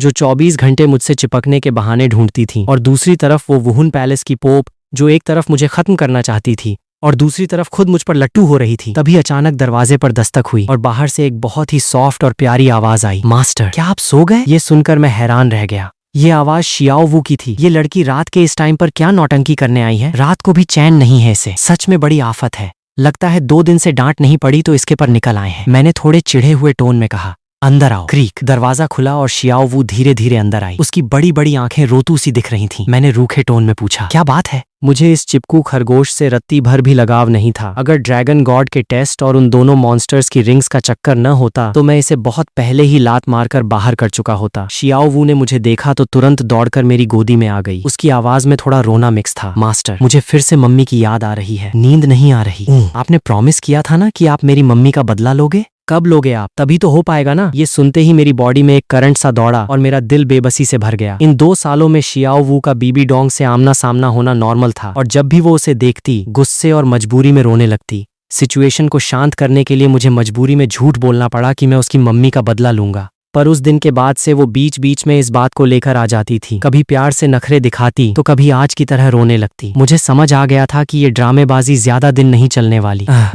मैं बस बात घुमाने ही वाला था कि तभी मुझे उस हॉल का सीन याद आया। जब मैंने बीबी डोंग की टांग पकड़ी थी तो मुझे एक हल्की सी सोल की पावर फील हुई थी। ये सोचते ही मेरे दिमाग की बत्ती जली। मुझे उसे लाइफ टाइम के लिए शांत रखने का एक परफेक्ट सॉल्यूशन मिल गया था। शियाओ वू, हो सकता है तुम्हारी मम्मी अभी मरी न हो। ये बात किसी बम ब्लास्ट की तरह थी। शियाओ वू ने अपनी बड़ी बड़ी आंखें फाड़ दी और यकीन न करते हुए मुझे देखने लगी। मैंने उसे उसकी मम्मी की सोल वाला पूरा सीन शॉर्ट में समझा दिया। साथ ही वो आगे कोई बकवास न करे इसलिए मैंने सीरियस होने का नाटक किया। तो बात यह है कि हम किसी भी हाल में बीबी डोंग को नहीं मार सकते। अगर बीबी डोंग मर गई तो तुम्हारी मम्मी की सोल भी हमेशा के लिए खत्म हो जाएगी। तुम बेफिक्र रहो, फ्यूचर में मैं कोई न कोई तरीका निकाल कर उन्हें पक्का जिंदा कर दूंगा। ये सुनते ही शियाओ वू बहुत इमोशनल हो गई। उसकी आंखों से आंसू टपकने लगे। Master, thank you so much. अगर आपने सच में मेरी मम्मी को जिंदा कर दिया तो आप हमारी पूरी फैमिली के सबसे बड़े एहसानमंद होंगे। वो पूरी लाइफ आपका एहसान चुकाएगी। मैंने उसका सिर सहलाया और एक नकली वार्मथ के साथ स्माइल दी। चलो अब गुड गर्ल बनो, काफी रात हो गई है, जाओ और सो जाओ। पर शियाओ वू ने मुझे छोड़ने से मना कर दिया। उसने अपना सिर मेरी छाती में छुपाया और मिन्नतें करने लगी। मास्टर, क्या आप शियाओ वू के बाल एक बार फिर संवार दोगे? मुझे लग रहा है मेरे बाल थोड़े डिस्टर्ब हैं। ये सुनकर मुझे फिर से बेबसी फील हुई। लास्ट टाइम जब मैंने उसे मनाया था तो उसने मुझे एक पर्पल वुडन कॉम्ब गिफ्ट किया था। उसके बाद से जब भी वो इमोशनल होती मुझसे बाल संवारने की जिद करने लगती। ठीक है, इसके बाद सीधे सोने जाना होगा। मैंने बेबसी में सिर हिलाया। उसी टाइम पोप के चैम्बर के अंदर साफ सुथरे कपड़े पहनकर बीबी डोंग ने एक बार फिर एल्डर शार्क और घोस्ट को अंदर बुलाया। पोप मैम, हमने उस यू शियाओगांग को लात मारकर बाहर फेंक दिया है। क्या आपने हमें इसी काम के लिए दोबारा बुलाया है? एल्डर शार्क और घोस्ट ने झुककर पूछा। बीबी डोंग का यू शियाओगांग से पूरी तरह भरोसा उठ चुका था। उसके दिमाग में अब सिर्फ राक्षस गॉड का ऑर्डर चल रहा था। उसने कड़क आवाज में कहा, एल्डर शार्क, एल्डर घोस्ट, मैं तुम दोनों को ऑर्डर देती हूँ कि अभी के अभी हर पॉसिबल तरीके से मार्केट से हाई लेवल गोल्डन ड्रिंक्स खरीदना शुरू कर दो। सारा खर्चा वुहुन पैलेस उठाएगा। बात खत्म होते ही दोनों एल्डर्स के होश उड़ गए, पर अगले ही पल उनके चेहरों पर एक सब समझ आता है वाला लुक आ गया। उन्होंने आपस में आंखों ही आंखों में इशारा किया और हामी भरी। जी पोप मैम, हम अभी जाते हैं। वो जैसे ही मुड़े उनके चेहरों पर एक गॉसिप वाली स्माइल आ गई। पोप अचानक इन हाई लेवल गोल्डन ड्रिंक्स में इंटरेस्टेड हो गई हैं, तो इसका कनेक्शन पक्का उस शियाओ हान से ही है। आखिर उसे ये चीजें बहुत पसंद हैं। अब पोप ये सब खरीद रही हैं, तो उसे गिफ्ट करने के अलावा और क्या रीजन होगा? इसका मतलब साफ है, जैसा उन्होंने सोचा था बिल्कुल वैसा ही है। पोप मैम और उस लड़के का सीन नेक्स्ट लेवल पर है। वैसे पहले तो पोप शियाओ हान से बहुत चिढ़ती थी, पर अब उसके लिए ये सब कर रही हैं। तो ये अंडरग्राउंड लव स्टोरी नहीं तो और क्या है भाई? जजेजे। उस लड़के ने पोप मैम को भी अपने जाल में फंसा लिया। साथ में लिंग युआन तो थी ही और अब पोप मैम भी। एल्डर शार्क और घोस्ट आपस में बातें करते हुए दूर निकल गए। बीबी डोंग ने उन्हें जाते हुए देखा, फिर उसकी नजरें मेरे घर की तरफ टिक गईं। शियाओ हान, बस आधा महीना बचा है तुम्हारी होली सन की सेरेमनी में। ये सब तुम्हारी सेरेमनी से पहले का गिफ्ट है। तुम्हें पक्का पसंद आएगा ना? इन 2 सालों में तुम्हारी हर एक मूवमेंट और पसंद नापसंद पर मेरी पैनी नजर थी। जब मैं तुम्हें खत्म नहीं कर सकती तो मैं तुम्हें पूरी तरह अपने प्यार में पागल कर दूंगी और अपना टूल बना लूंगी। हा। बात खत्म करते करते बीबी डोंग का खूबसूरत चेहरा एकदम शातिर और डरावना लग रहा था। देखते ही देखते टाइम पंख लगाकर उड़ गया और आधा महीना बीत गया। इस आधे महीने में मैं पूरी तरह प्रैक्टिस में डूबा रहा। बाहर क्या चल रहा है मुझे कोई परवाह नहीं थी। मेरा टारगेट बस ड्रैगन गॉड के उन 3 ट्रेजर्स की ट्यूनिंग बढ़ाना था, ताकि होली सन बनने के बाद मैं 4th टेस्ट के लिए रेडी रह सकूं। बीबी डोंग की तरफ से आए उन हाई लेवल गोल्डन ड्रिंक्स की बदौलत मेरी प्रैक्टिस बहुत ही स्मूथ रही और मैंने अपना टारगेट अचीव कर लिया। इस वजह से बीबी डोंग के लिए मेरा गुस्सा थोड़ा कम हो गया था, पर मेरे दिल में अभी भी डाउट था कि वो अचानक मुझ पर इतना मक्खन क्यों लगा रही है। पर जो भी हो, मैं जानता था कि मुझे अलर्ट रहना है। उस पागल औरत का कोई भरोसा नहीं था, उस पर आंख बंद करके ट्रस्ट नहीं किया जा सकता था। और आज वुहुन पैलेस की होली सन सेरेमनी का दिन आ गया था। जैसे ही ये न्यूज बाहर आई, पूरे कॉन्टिनेंट में हड़कंप मच गया। वुहुन सिटी पूरी तरह से एक फेस्टिवल वाइब में डूबी थी। हर तरफ से बड़ी बड़ी पावर्स यहाँ इस हिस्टोरिक मोमेंट को देखने के लिए जमा हो रही थी। जो पावर्स वुहुन पैलेस से दूर रहती थीं, उन्होंने भी चुपके से अपने जासूस यहाँ भेज दिए थे। सेरेमनी का वेन्यू पोप पैलेस के ठीक सामने था, जिसे बीबी डोंग और कियान दाओलियू दोनों मिलकर होस्ट कर रहे थे। वुहुन पैलेस के सारे वर्शिपर्स और एल्डर्स वहां मौजूद थे। शियाओ वू, हु लिएना और बाकी लोग भी वहीं थे। पूरे वुहुन सिटी की पब्लिक वहां पागल होकर जमा हो चुकी थी और शोर मचा रही थी। वैसे लास्ट टाइम होली सन की सेरेमनी कई सालों पहले हुई थी, जब करंट पोप बीबी डोंग खुद होली वर्जिन बनी थी। सेरेमनी ऑफिशियली शुरू हुई। सेरेमनी को होस्ट कर रहे कियान दाओलियू धीरे से खड़े हुए और पूरे एटीट्यूड में दहाड़े। मैं होली सन की शानदार ड्रेस पहनकर सबकी नजरों के सामने स्टेज की तरफ बढ़ा। एक पल में पूरे ग्राउंड की नजरें मुझ पर टिक गईं। ये लड़का तो उस टाइम की पोप से भी छोटा लग रहा है। इसका मतलब इसका टैलेंट पोप से रत्ती भर भी कम नहीं है। ये तो सीधा गॉड बनने की कैपेसिटी रखता है। मैं चारों तरफ से आ रही उन नजरों को फील कर रहा था, पर मेरा दिल एकदम शांत था। इस सेरेमनी से ज्यादा मुझे ड्रैगन गॉड के 4th टेस्ट का इंतजार था। इसी वक्त सेरेमनी होस्ट कर रही बीबी डोंग मेरी तरफ बढ़ी। शियाओ हान, आज से तुम हमारे वुहुन पैलेस के होली सन हो। उसने मेरे सिर पर मुकुट रखा और कपड़े ठीक किए। उसकी आवाज बहुत ही सीरियस और दमदार थी, पर वो जिस नजर से मुझे देख रही थी, उसमें एक अजीब सी फीलिंग थी, जिसने मुझे थोड़ा अनकंफर्टेबल कर दिया। पता नहीं ये पागल औरत अब नया क्या गेम खेल रही है। इस आधे महीने के क्लोजअप में मेरी उससे कोई बात नहीं हुई थी, तो क्या आधे महीने पहले जो इसकी बेइज्जती हुई थी, उसकी वजह से इसके पर फिर से निकल आए हैं?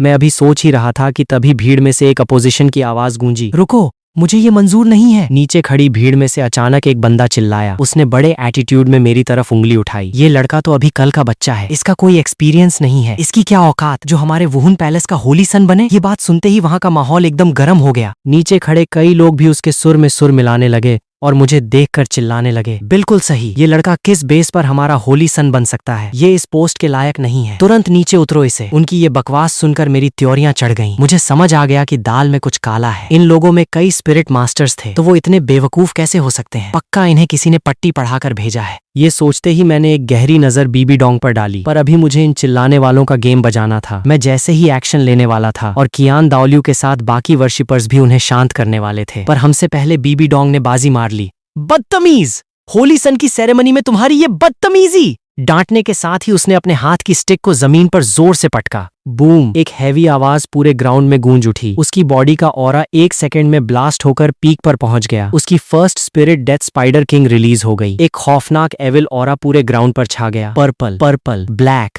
Black, black, black, black, black, red. 9 rings एक साथ अपीयर हुई। एक टॉप लेवल डाउलियो का ऑरा चारों तरफ फैल गया। ये देखकर वहां खड़े हर एक इंसान का दिल कांप उठा। 98 लेवल की डाउलुओ, क्या यही पोप मैम की असली पावर है? बीबी डोंग ने एकदम ठंडे चेहरे से डांटा। शियाओ हान हमारे वुहुन पैलेस का सबसे बड़ा जीनियस है और वो मेरा पर्सनल क्लोज स्टूडेंट है, जिसे मैंने खुद ट्रेन किया है। उसका टैलेंट तुम सबकी इमेजिनेशन से कहीं आगे है। उसका होली सन बनना हर तरह से परफेक्ट है। अगर अब किसी ने एक भी वर्ड बोला तो पोप के हाथों मरने के लिए रेडी रहना। उसकी वो कातिलाना वाइब देखकर सारे अपोज करने वाले तुरंत भीगी बिल्ली बन गए और अपना मुंह बंद कर लिया। सेरेमनी आगे बढ़ाई जाए। बीबी डोंग ने ठंडी सांस ली, फिर उसके होठों पर एक हल्की सी स्माइल आई जो किसी को दिखी नहीं। उसने मेरी तरफ देखा और सॉफ्ट टोन में बोली, जब तक तुम्हारी टीचर यहाँ है, कोई तुम्हारी पोस्ट को हिला नहीं सकता, आगे बढ़ो। पर मेरा चेहरा एकदम गंभीर हो गया। मैं उसकी ये नौटंकी अच्छे से समझ रहा था। ये सब बीबी डोंग का ही प्लान था। उसने ये पूरा ड्रामा खुद ही डायरेक्ट किया था ताकि वो मुझ पर मक्खन लगा सके और साथ ही एक ग्रेट टीचर का टैग हासिल कर सके। सबसे बड़ी बात, वो इस भीड़ के सामने अपनी पावर शो करके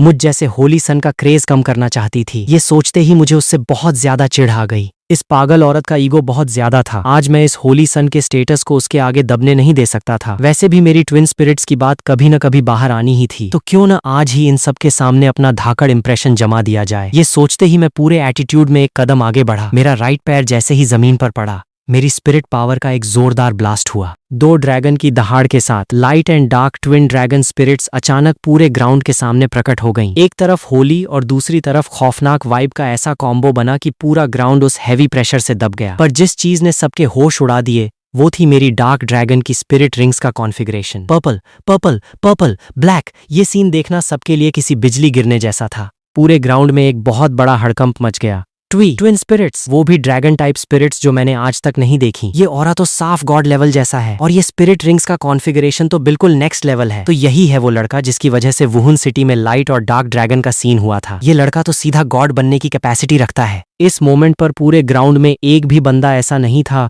जो मेरे आगे न झुके। मैंने देखा कि मेरा काम हो गया है तो मैं एक कदम और आगे बढ़ा और पूरे एटीट्यूड में दहाड़ा, मैं शियाओ हान, वुहुन पैलेस का होली सन, आज के बाद जब भी मुझे देखो तुम्हारा सिर इज्जत से झुका होना चाहिए। जो भी कोई गलत इरादा रखेगा या मेरे स्टेटस की बेइज्जती करेगा उसे सीधे जान से मार दिया जाएगा। कौन मेरे साथ है और कौन मेरे खिलाफ। बात खत्म होते ही मैंने अपनी तेज नजरों से पूरे ग्राउंड को स्कैन किया और बीबी डोंग को एक बहुत ही तीखा लुक दिया। मेरी इन धाकड़ बातों से ग्राउंड में और तेज चीखें गूंजने लगी और मेरा क्रेज एक सेकंड में आसमान पर पहुंच गया। पर बीबी डोंग की बॉडी ये देखकर अचानक कांप गई। उसके दिल में एक पैनिक बैठ गया कि कहीं मेरा ये धाकड़ प्लान फ्लॉप तो नहीं हो गया।